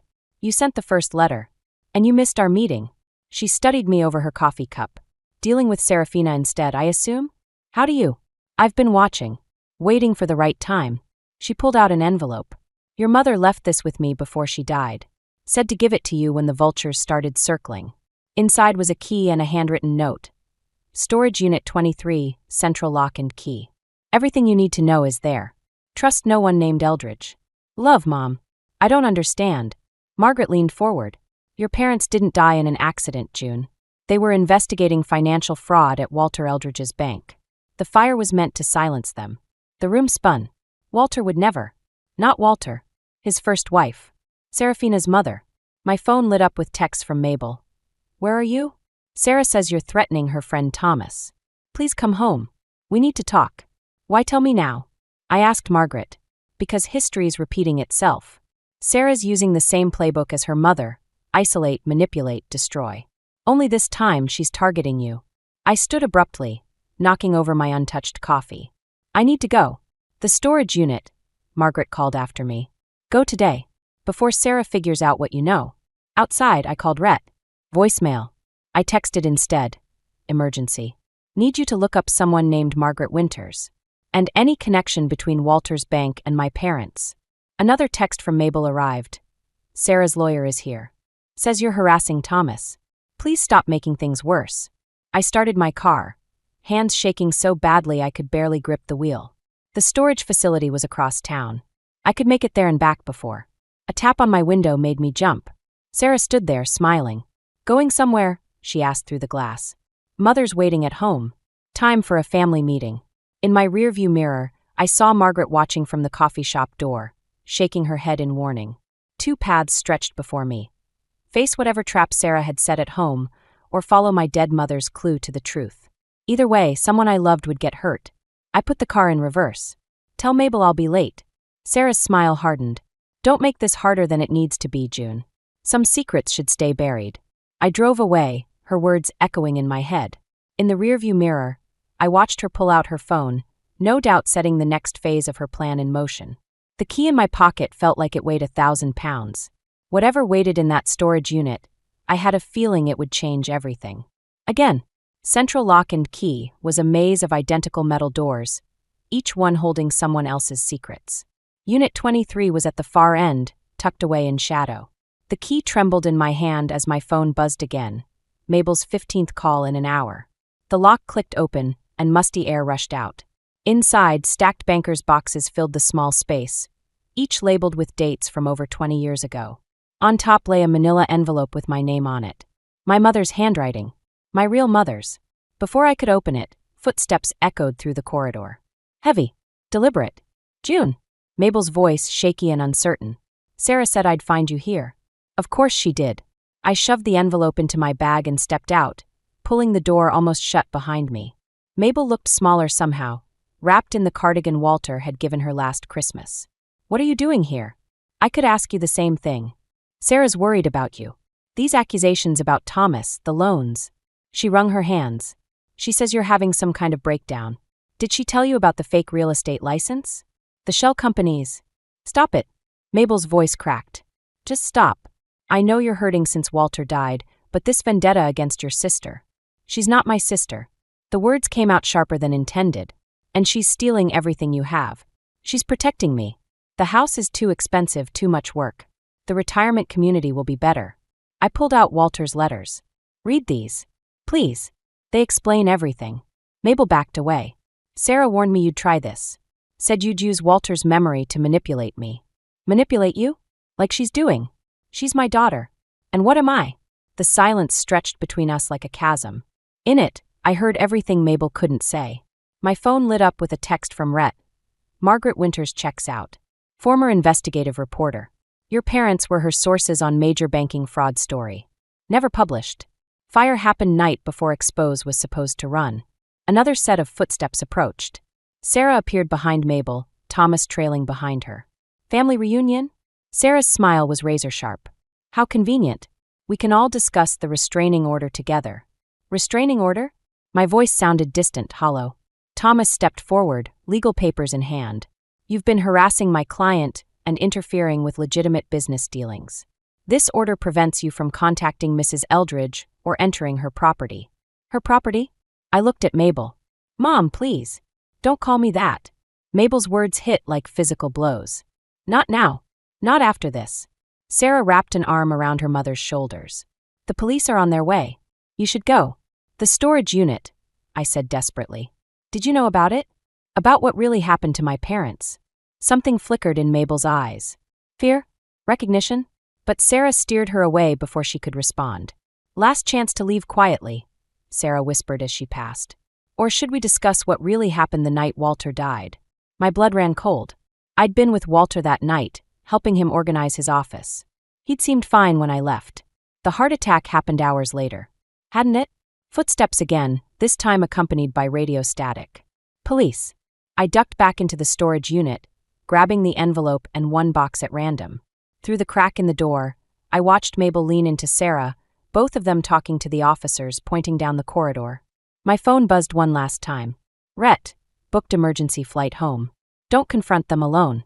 Whatever happened to your parents, Sarah knows more than she's saying. I slipped out the back exit as police flashlights swept the hallway. In my rearview mirror, I watched Mabel crying into Sarah's shoulder, the perfect picture of a mother comforted by her devoted daughter. The envelope from my mother sat heavy in my passenger seat. Whatever truth it held would have to wait. First, I needed to understand what Sarah meant about Walter's death. Because suddenly, I wasn't sure I knew anything about either of my families anymore. The box from my mother's storage unit sat, unopened, on my kitchen table for 3 days. I couldn't sleep, couldn't eat. Every time I reached for it, Sarah's words echoed in my head. What really happened the night Walter died? My phone lit up. Rhett, landing in 2 hours. Don't do anything until I get there. Too late. I'd already called Margaret Winters and arranged a meeting at the cemetery where Walter was buried. Neutral ground. No restraining orders could keep me from visiting my adoptive father's grave. I found Margaret already there, standing before Walter's headstone. You look terrible, she said without turning around. Did you know? My voice cracked. About Walter's death? Yet suspicions. She handed me a folder. Bank records from the night he died. Large transfers from the Eldridge account to offshore holdings. Sarah's holdings. My hands shook as I read. The timestamps showed transactions at 11:42 p.m., nearly an hour after Walter was pronounced dead. His passwords, I whispered. Someone used his passwords. The question is, who was with him last? I was.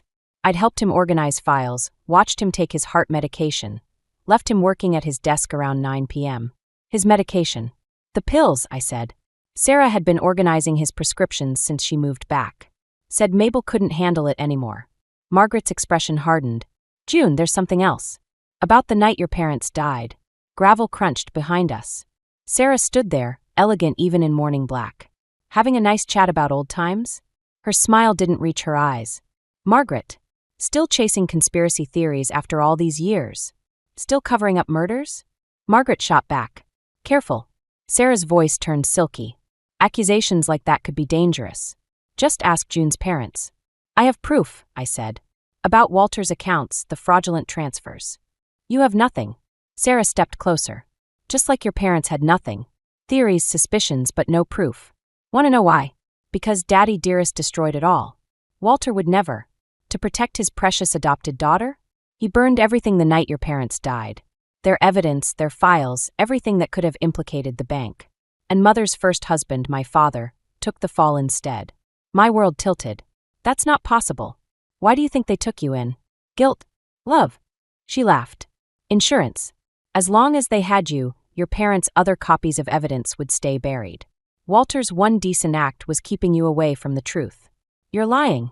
Am I? Check the box you stole. Mother's been looking for it for years. I opened the folder Margaret had given me. Behind the bank records was a photo. Walter, 20 years younger, feeding papers into a fire. In the background, barely visible, my parents' house already beginning to burn. He loved me, I whispered. He used you. Like I used him. Sarah's mask finally cracked, showing raw hatred. He chose you over his own family, protecting you while I was sent away to boarding school. But now, she pulled out her phone. Now I have everything. The house, Mother's trust, and proof of your breaking and entering at the storage facility. The police are very interested in that security footage. Sirens wailed in the distance. Margaret grabbed my arm. June, run. I'll hold them off. But, your husband's flight lands soon. Go. And June. She pressed a key into my hand. Storage Unit 17. What your mother really left for you. I ran, Sarah's laughter following me through the headstones. My phone buzzed with a text from an unknown number. Like mother, like daughter. Running away when things get hot. The sirens grew closer. I had maybe an hour before they found me.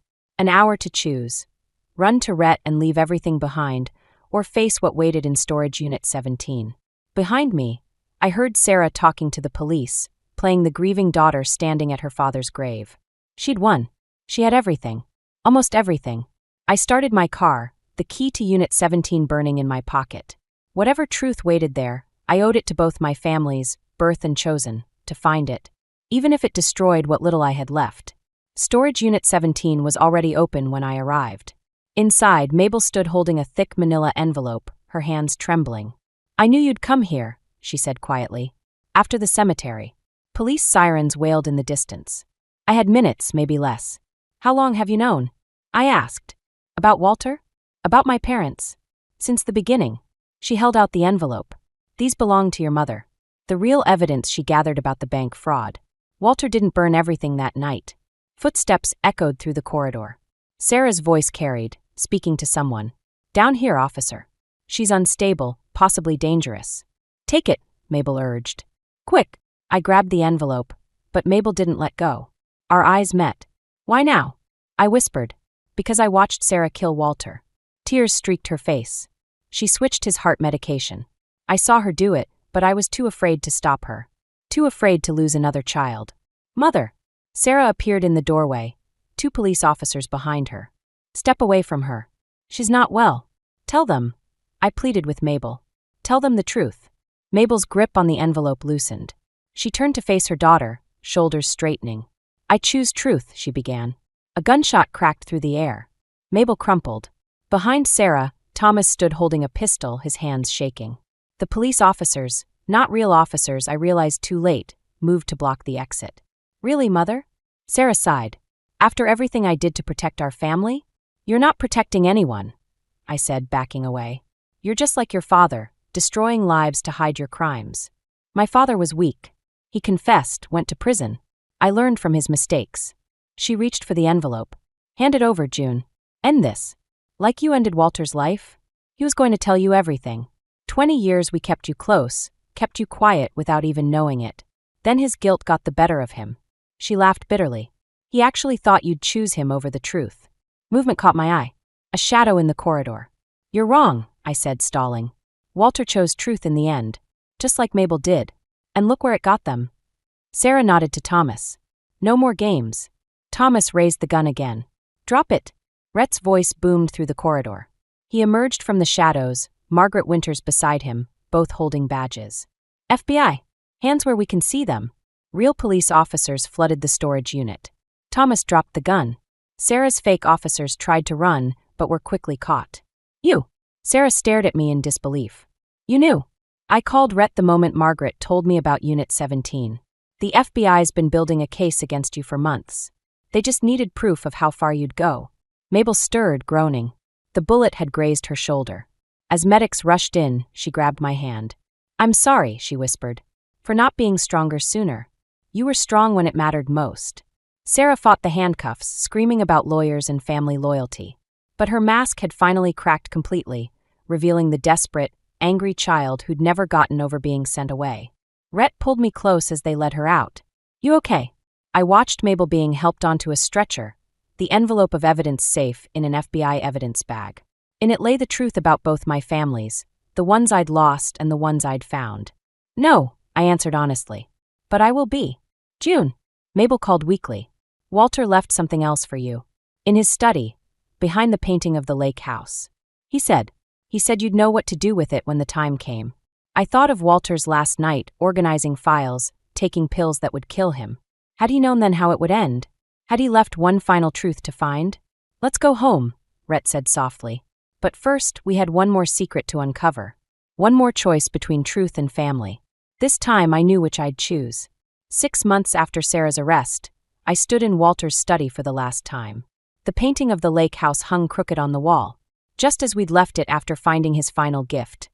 A USB drive containing 20 years of carefully documented evidence against both Sarah and her father. "That's the last box," Rhett said, setting down a cardboard container labeled photos. "Movers will be here tomorrow for the furniture." Mabel had decided to sell the house after all, but on her own terms. She'd chosen a small cottage near our new place instead of Sarah's retirement community. Baby steps toward rebuilding trust. "Found something?" Rhett asked as I lifted the painting. Behind it was a small envelope I'd missed before, my name written in Walter's shaky hand. Inside was a single photograph, Walter and me at the lake house, both laughing as I tried to bait a fishing hook. On the back, he'd written, "Family is a choice we make every day. Choose wisdom over vengeance." Choose love over fear. Choose truth always. He knew, I said softly. All those years he knew everything. And he chose you. Rhett squeezed my shoulder. Every day. The doorbell rang. Mabel stood on the porch, arms still in a sling, holding a familiar manila envelope. The FBI returned your mother's evidence, she said. I thought, maybe you'd want to read it together? I hesitated. The truth about my parents' murder had helped convict Sarah and her father, but there were still parts of that night I wasn't sure I wanted to know. Actually, I said, I have something to show you first. I led her to the study, showed her the photograph and Walter's message. Oh, June. Her good hand trembled as she touched the image. He loved that lake house. Said it was the only place where titles didn't matter, daughter, stepdaughter, adopted. Just family. That's why I bought it. She looked up sharply. What? The lake house. Rhett and I closed on it last week. I pulled out the keys. It needs work, but we thought maybe you'd like to help. Make new memories. Tears spilled down her cheeks. After everything I did, everything I let happen. Family is a choice we make every day, I quoted. Sometimes we choose wrong. Sometimes we get second chances. Mabel's hand found mine, squeezed tight. Sarah's sentencing is next week, she said quietly. I know. I'm testifying against her.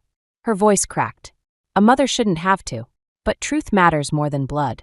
Walter taught me that, in the end. Through the study window, I could see Margaret Winters pulling up in her car. She'd been helping us sort through the remaining evidence, turning years of secrets into a book that would tell both families' stories. Ready? Rhett asked, holding up my mother's envelope. I looked around the study one last time. Here, Walter had made his final choice, taking pills he knew were wrong, buying time for truth to emerge. Here, Sarah had sealed her fate, choosing vengeance over love. Here, Mabel had found her strength, choosing truth over blood. And here I stood, my adopted mother on one side, my husband on the other, a photograph of better days in my hand. Ahead lay the lake house, waiting to be filled with new memories. Behind lay 2 families' worth of secrets, finally brought to light. Actually, I said, let's save it for the lake house. Some stories are better told where titles don't matter. Mabel smiled through her tears. Walter would have liked that. We left the study together, leaving the painting hanging crooked on the wall. Let the new owners wonder what secrets it kept. Our truth lay elsewhere, in a quiet place by the water where a man once taught his chosen daughter to fish, to love, and to choose wisdom over vengeance. Some choices echo through generations. Some truths take years to surface. Some families are born, some found, and some rebuilt from the ashes of what came before. In the end, we choose which kind we want to be. Every single day.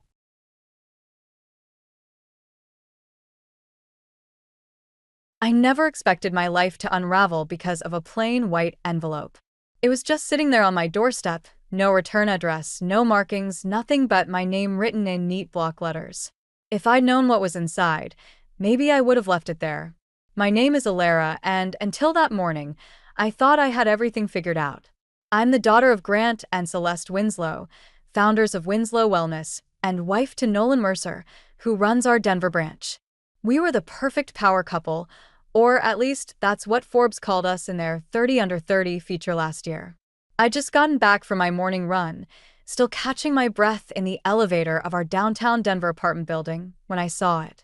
The envelope was slightly crooked, like whoever delivered it had been in a hurry. I picked it up, thinking it was probably another wedding invitation or charity gala request. Inside was a single sheet of paper with 3 sentences that made my stomach drop. Your husband isn't who you think he is. Check the company's financial records from the past 18 months, especially wire transfers to offshore accounts. Sometimes the people closest to us wear the best masks. I read it 3 times, my hands starting to shake. The paper felt heavy, expensive, not the kind you'd buy at Office Depot. Someone who knew what they were doing had sent this. My phone buzzed, making me jump. It was Nolan. Hey, beautiful, don't forget dinner with Mom and Tessa tonight. Mom's making her famous pot roast. I stared at his message, trying to reconcile my charming, successful husband with the implications in the letter. Nolan, who brought me coffee every morning and could make me laugh even during board meetings. Nolan, who my parents had practically adopted as their own son. Can't wait, I typed back, adding a heart emoji like I always did. My finger hovered over the send button before I added, love you. Inside our apartment, everything looked normal. Nolan's coffee mug was still in the sink, his tie from yesterday draped over a kitchen chair. But suddenly, all these familiar things felt like props in a play I didn't know I was part of. I sat down at my desk and opened my laptop, pulling up our company's financial records. As CFO, I had access to everything, but I rarely checked the Denver branch's details. I trusted Nolan to handle that. Now, looking at the numbers, something felt off. The totals added up, but there were small discrepancies in the reporting patterns. My phone buzzed again. This time it was my mother-in-law, Lorraine. "Alara, dear, please remind Nolan to pick up wine for tonight. And wear that lovely blue dress I got you for Christmas. It photographs so well for the family album." I closed my eyes, remembering how Lorraine had accidentally tagged me in those family photos on Instagram 3 times, always with captions about her successful power couple. She'd been pushing us to buy a bigger house, too. Something more fitting for the Winslow-Mercer legacy. The front door opened, startling me. I quickly closed the financial records as Nolan walked in, looking perfectly put together in his tailored suit. "You're home early," I said, hoping my voice sounded normal. "Thought I'd surprise you." He smiled, that dimpled smile that still made my heart skip. "Maybe we could grab lunch before heading to Mom's?" I watched as he loosened his tie, noticing how his hand paused for just a second when he saw the envelope on the counter. It was so quick I almost missed it. "Lunch sounds great," I said, standing up. "Let me just change quickly." In our bedroom, I slipped the anonymous letter into my jewelry box. Whatever truth it held, I knew one thing for certain. I couldn't trust anyone until I figured out what was really going on. Not even the man I'd promised to love forever. As I changed clothes, I could hear Nolan humming in the kitchen, probably making coffee like he always did. Everything seemed so normal, but that letter had cracked my perfect world like a hammer to glass.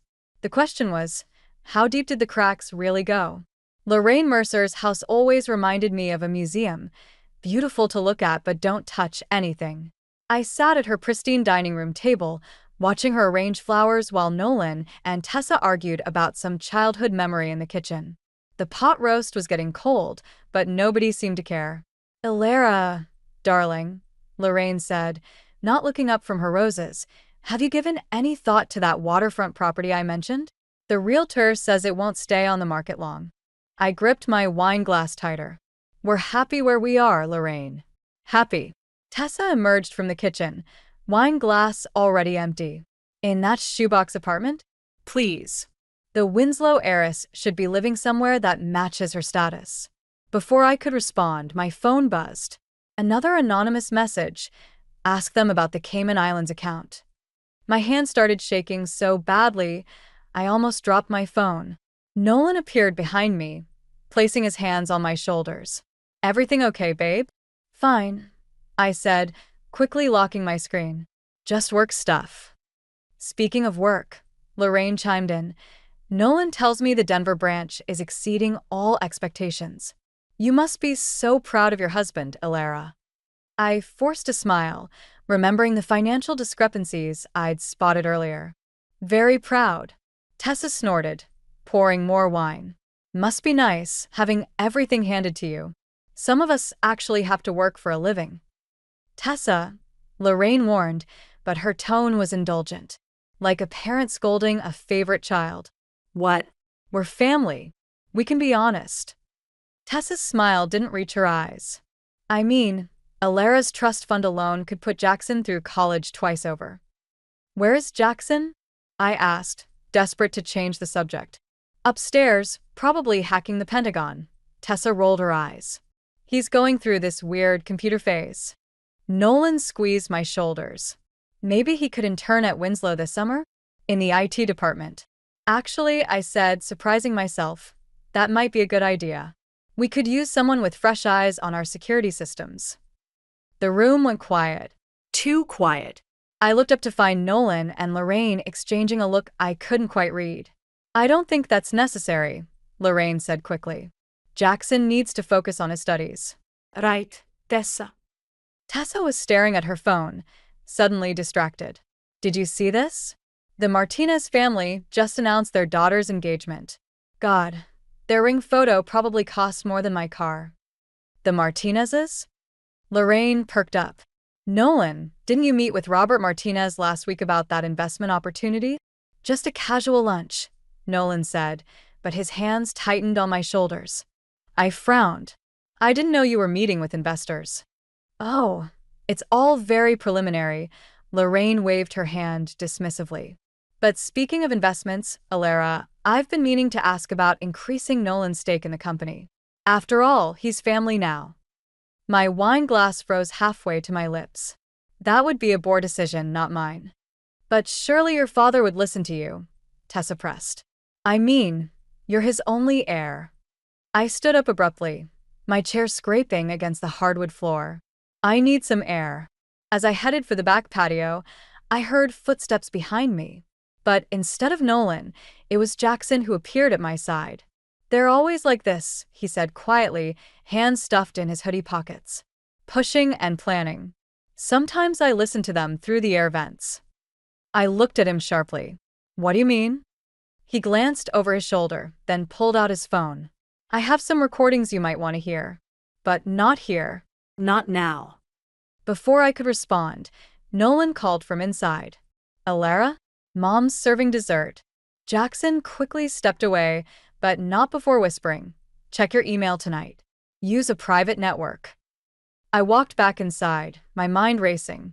Across the table, Lorraine was serving perfect slices of cheesecake while Tessa showed Nolan something on her phone, both of them laughing.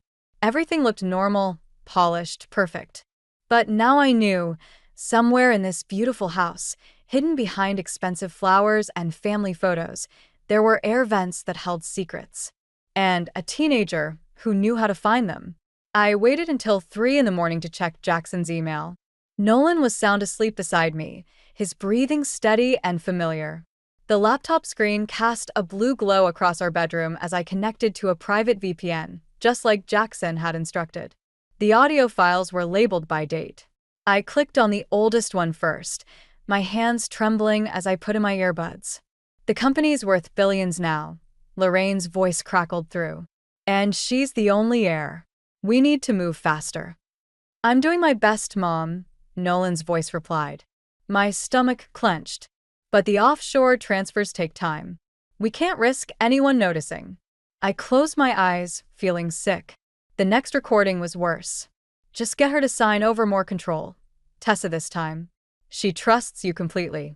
It's almost pathetic. Nolan's laugh. That's what makes it so easy. My wedding ring felt like it was burning my finger. I slipped it off, placing it on the nightstand. Beside me, Nolan stirred but didn't wake. The final recording was from last week. The Martinez deal could expose everything. Lorraine again. We need to move the money now, before Grant Winslow starts asking questions. I shut the laptop, my mind racing. The Martinez deal, the same one Nolan had dismissed as just lunch. I grabbed my phone, pulled up our banking app, and logged into my personal account. The balance looked normal, but something made me check the transaction history. There it was. Small transfers, nothing suspicious on their own, but they added up to millions over the past year. All going to an account I didn't recognize. Can't sleep? I nearly dropped my phone. Nolan was awake, watching me with those eyes I used to trust completely. Just checking some work stuff, I said, amazed at how steady my voice sounded. He reached for me, but I stood up. I need water. In the kitchen, I gripped the counter to stop my hands from shaking. My phone buzzed, another anonymous message. Check his laptop. Password, Tessa J, 2006. I glanced back toward the bedroom. Nolan had fallen asleep again. His laptop was in his briefcase by the door. The password worked. Inside, I found a folder labeled Personal. My heart pounding, I clicked through documents, bank statements, transfer records, emails between Nolan and his family discussing their plans, and photos. So many photos of Nolan with other women, in hotels I recognized from his business trips. Find what you're looking for? I spun around. Nolan stood in the doorway, his face unreadable in the darkness. How long? I asked. Does it matter? It matters to me. My voice cracked. It matters to my father, whose company you've been stealing from. He stepped closer. Your father's company? You mean the one you inherited just because you were born a Winslow? Some of us had to work for what we wanted. By stealing? By lying. I backed away, clutching his laptop. Was any of it real? His expression softened. Of course it was real.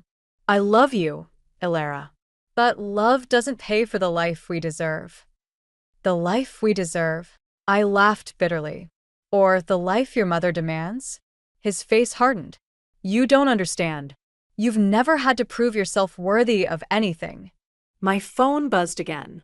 This time it was Jackson. Get out now. Mom and Tessa are on their way over. They know you know. I'm calling my father, I said, reaching for my phone. Nolan moved faster than I expected, grabbing my wrist. You can't do that. Let go of me. Just listen. His voice was urgent now. We can fix this. Together. I'll show you everything, explain everything. Just don't make that call. The front door buzzed. Lorraine's voice came through the intercom. Nolan? Ilera? Open up, dears. We need to talk. I looked at my husband, this man I thought I knew, and saw a stranger. Behind his desperation, I finally saw the truth. I was never anything more than a means to an end. You're right, I said quietly. We do need to talk. All of us. I picked up my phone, starting with my father. The look on Nolan's face told me everything I needed to know about what would happen next. The morning after discovering Nolan's betrayal, I found myself sitting in my father's office, staring at the family photos on his desk. My hands were steady now, but my voice wasn't. Someone's been accessing our offshore accounts, I said, sliding Nolan's laptop across the desk. And it wasn't just company money. They got into my personal accounts too. Dad's face hardened as he scrolled through the files. How long have you known? Since last night. I twisted my now empty ring finger. Nolan's mother and sister are involved too. They've been planning this for years. The door opened and my mother rushed in. Grant, the board members are here. They're asking about the Martinez deal. What Martinez deal? I asked. Dad and Mom exchanged looks. Robert Martinez called this morning, Dad said carefully. Apparently, Nolan offered to sell him controlling interest in our Denver operations, using your voting shares as collateral. The room spun. He can't do that. I never signed anything. Actually, Mom pulled out a document. According to this, you did. 3 months ago. I grabbed the paper, my blood running cold. The signature looked exactly like mine, down to the way I crossed my T's. My phone buzzed. Jackson again. Don't trust the Martinez papers. They're forgeries. I can prove it. Before I could respond, Lorraine's name flashed across my screen. Then Tessa's. Then Nolan's. They're trying to damage control, I said, showing my parents the calls. They know I found everything. Let them panic, Dad said, reaching for his office phone. I'm calling security too. The office door burst open. Nolan strode in, followed by Robert Martinez himself. My heart stopped when I saw what Nolan was carrying, my old laptop. I think we all need to talk, Nolan said smoothly, about some very interesting transfers from the company's main accounts to a private one in the Cayman Islands. Transfers authorized by Ilera Winslow. What? I stood up so fast my chair toppled over. It's all here. Nolan held up my laptop.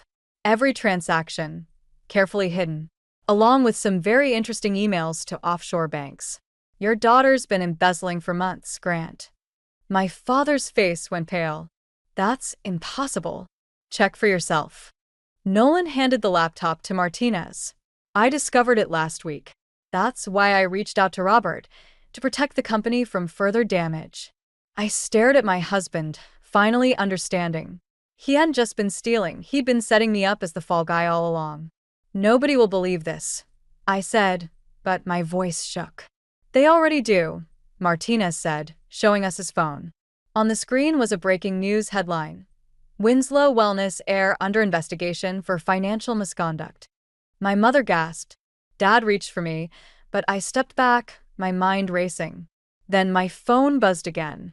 Jackson, don't panic. I have backups of everything. And something else they don't know about. The board is waiting, Martinez said. They'll want answers. I looked at Nolan, at his perfect suit, his practiced concerned expression, the wedding ring he still wore like it meant something. Then I looked at my parents, seeing the doubt creeping into their eyes despite themselves. Okay, I said quietly. Let's go talk to the board. Nolan's smile flickered. He knew me well enough to be worried by my calm. As we walked to the boardroom, I sent one quick text to Jackson. Whatever you have, now's the time. Because Nolan had taught me something valuable. Sometimes the best revenge isn't about fighting back immediately. Sometimes it's about letting your enemies think they've won, right until the moment they realize they've lost everything. The boardroom doors loomed ahead. Inside, I could hear Lorraine's voice, probably already spinning her version of events. Beside me, Nolan reached for my hand, a perfect show of spousal support for our audience. I let him take it, feeling the weight of his wedding ring against my bare finger. And I smiled, thinking about how much could change in the next 5 minutes. Because Nolan wasn't the only one who knew how to play the long game. The boardroom felt like a courtroom, with 12 pairs of eyes watching my every move. Lorraine sat at one end, perfectly poised in her designer suit, while Tessa hovered near the window, pretending to check her phone. As you can see, Nolan continued his presentation. The transfers were carefully disguised. But once we traced them back to their source, he clicked to the next slide, showing my signature on various documents. My phone vibrated. Jackson, ready when you are. Just say the word. Mrs. Winslow Mercer. Robert Martinez leaned forward. Do you have anything to say in your defense? I stood slowly, feeling Nolan's confident smirk without having to look at him. Actually, I do. But first, I'd like to ask my husband something. I turned to face Nolan. How's the weather in Zurich? His smile flickered. I don't understand. Because according to these, I pulled out my phone and projected Jackson's files onto the screen. You were there last week. With my sister-in-law. In the honeymoon suite of the Grand Hotel. Tessa dropped her phone. Lorraine's perfect posture crumbled. That's not. Nolan started, but I wasn't finished. And while you were there, you opened this account. Another screenshot appeared, using a forged power of attorney with my signature. The same signature that appears on all these documents you're so concerned about. The boardroom erupted in whispers. My father stood up, his face thunderous. There's more, I said quietly. Jackson. The boardroom screen flickered, then filled with security footage. Nolan and Tessa in various hotel lobbies. Lorraine meeting with document forgers. Bank statements showing the real money trail, all leading back to the Mercers. You ungrateful little. Lorraine lunged forward, but security was already moving in. How? Nolan's voice cracked. How did you? Your nephew is quite talented with computers, I said. He's been recording your family meetings for months, including the one where you planned to frame me and take control of the company. Martinez was already on his phone, presumably calling his lawyers. The board members were huddled together, speaking in urgent whispers. Ilara, Nolan reached for me, his eyes desperate. Baby, please. We can fix this. Everything I did for us. No. I stepped back. You did it for yourself. And your mother. And your sister. The same sister you've been sleeping with for months. Tessa let out a choked sob. It wasn't like that. We were just. Save it for the prosecutors. My father cut in. Security was already escorting them toward the door. Wait, I called out. Everyone froze. I walked up to Nolan, close enough to smell his familiar cologne. You know what the worst part is? I actually loved you. Really loved you. And you couldn't even be bothered to come up with a better password than your sister's name and birth year. His face went white. Behind him, Lorraine started screaming about lawyers and revenge, while Tessa collapsed into dramatic sobs. As they were led away, my phone buzzed one last time. Jackson. There's a recording of them planning to run tonight. Sending to the police now. And, I'm sorry about everything. I texted back. Don't be. You did the right thing. The boardroom slowly emptied, leaving just me and my parents. Mom wrapped her arms around me while Dad made calls to our legal team. I can't believe they would, Mom started. I can, I said, surprising myself with how steady my voice was. But that's not what matters now. What matters is fixing the damage they've done to the company. And to you. Mom touched my bare ring finger. I looked out the window, watching as security escorted the Mercers to waiting police cars. Nolan looked up, our eyes meeting through the glass. For a moment, I saw a flash of the man I thought I'd married, charming, ambitious, seemingly perfect. Then he was gone, and I felt something inside me finally break free. I'll be fine, I said, turning back to my parents. But first, we have work to do. Because sometimes the best revenge isn't about getting even. Sometimes it's about getting better.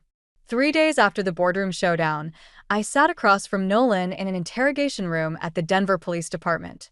His designer suit had been replaced by orange prison scrubs, but somehow he still looked like he was the one in control. You really think this will fix anything? He asked, his voice soft. Destroying our family? Our family. I laughed, but it sounded hollow even to me. Was it our family when you were sleeping with your sister? Or when you and your mother planned to frame me for embezzlement?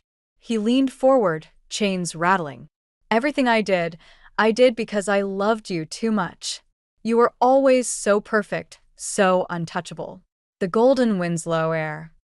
Don't. But you're not perfect anymore, are you? His smile was gentle, almost sad. Check your phone. As if on cue, it buzzed. A news alert. Winslow Wellness stock plummets amid family scandal. CEO Grant Winslow steps down. My hands started shaking. What did you do? Me?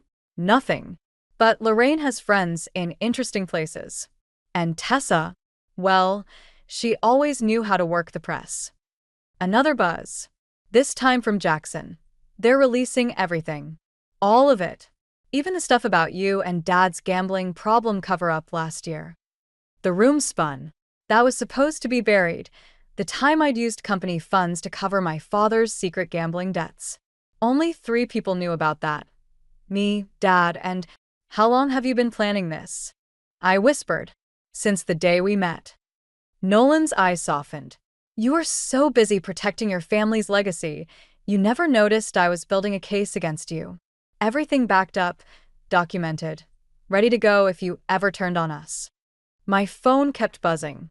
Messages from the board, from reporters, from Dad's lawyer. Each one worse than the last. You could still fix this, Nolan said quietly. Drop the charges. Come home. We'll weather this storm together, like we always have. For a moment, one terrible, weak moment, I considered it. Then I remembered Jackson's recordings, the look in Tessa's eyes when she talked about Nolan. The way Lorraine had planned my downfall over Sunday dinners. No. I stood up. You don't get to win this time. I already have. He sat back, chains clinking. Your father's finished. The company's tanking. And now everyone knows the perfect Alara Winslow is just as corrupt as the rest of us. I reached for the door, but his next words stopped me cold. By the way, you never asked who sent that first anonymous letter. The one that started all this. I turned slowly. Jackson said.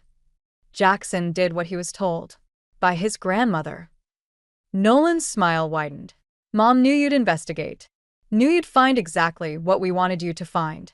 And knew you'd be so focused on exposing us, you'd never notice we were really exposing you. The truth hit me like a physical blow. We'd all been played, me, Jackson, even Tessa. This had been Lorraine's plan all along. My phone buzzed one final time. A message from my mother. Come home now. Your father's had a heart attack. I left without looking back at Nolan, but I could feel his eyes on me.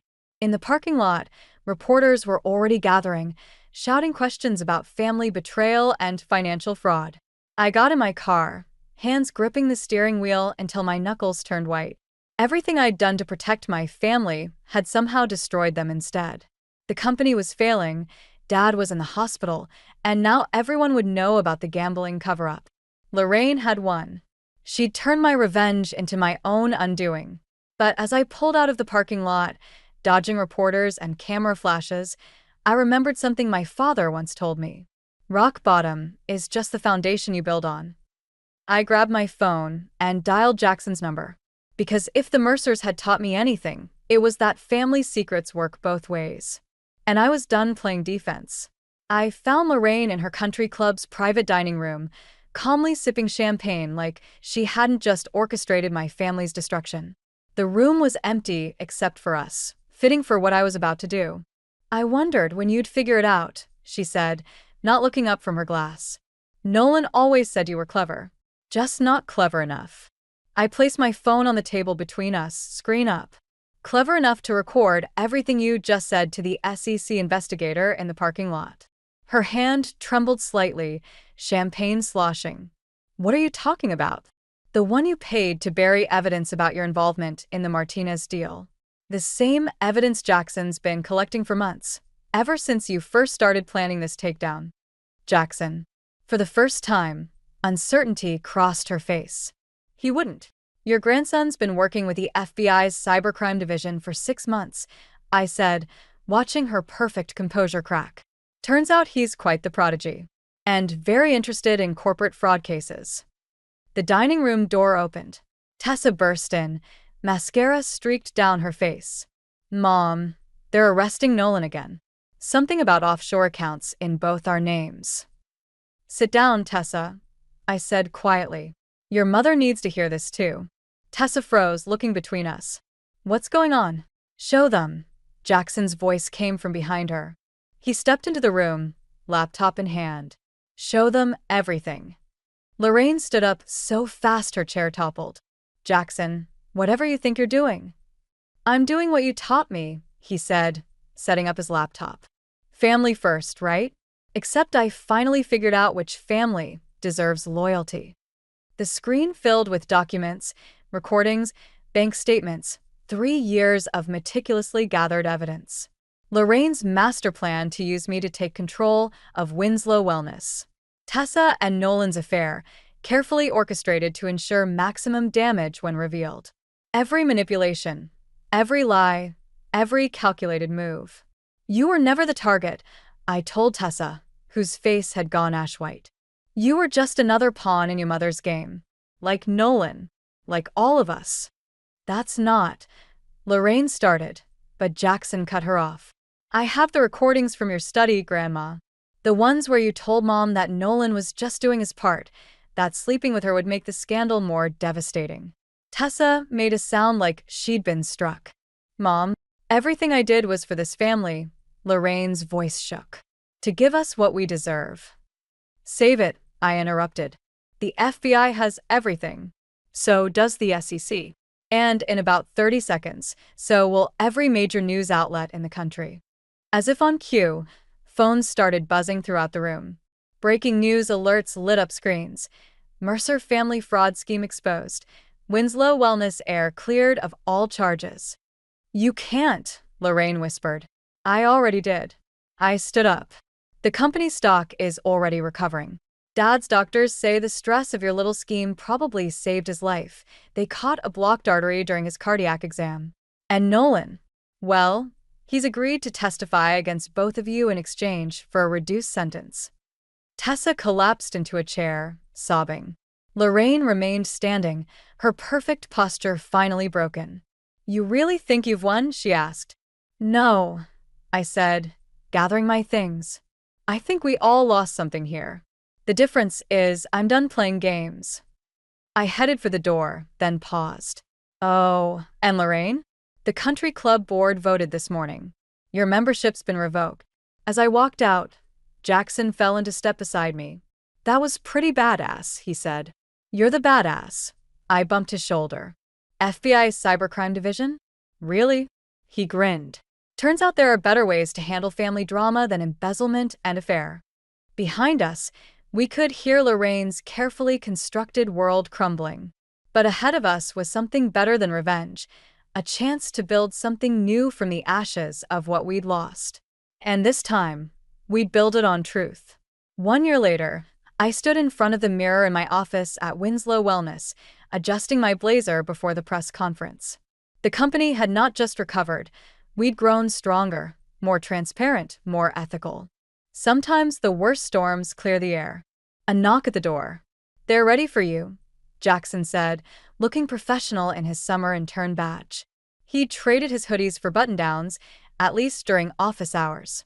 "How's your mom?" I asked, gathering my notes. "Better. The therapy's helping. She's talking about maybe opening her own business, something small." He paused. "She asked about you, actually." I nodded, remembering the last time I'd seen Tessa, at Nolan's sentencing.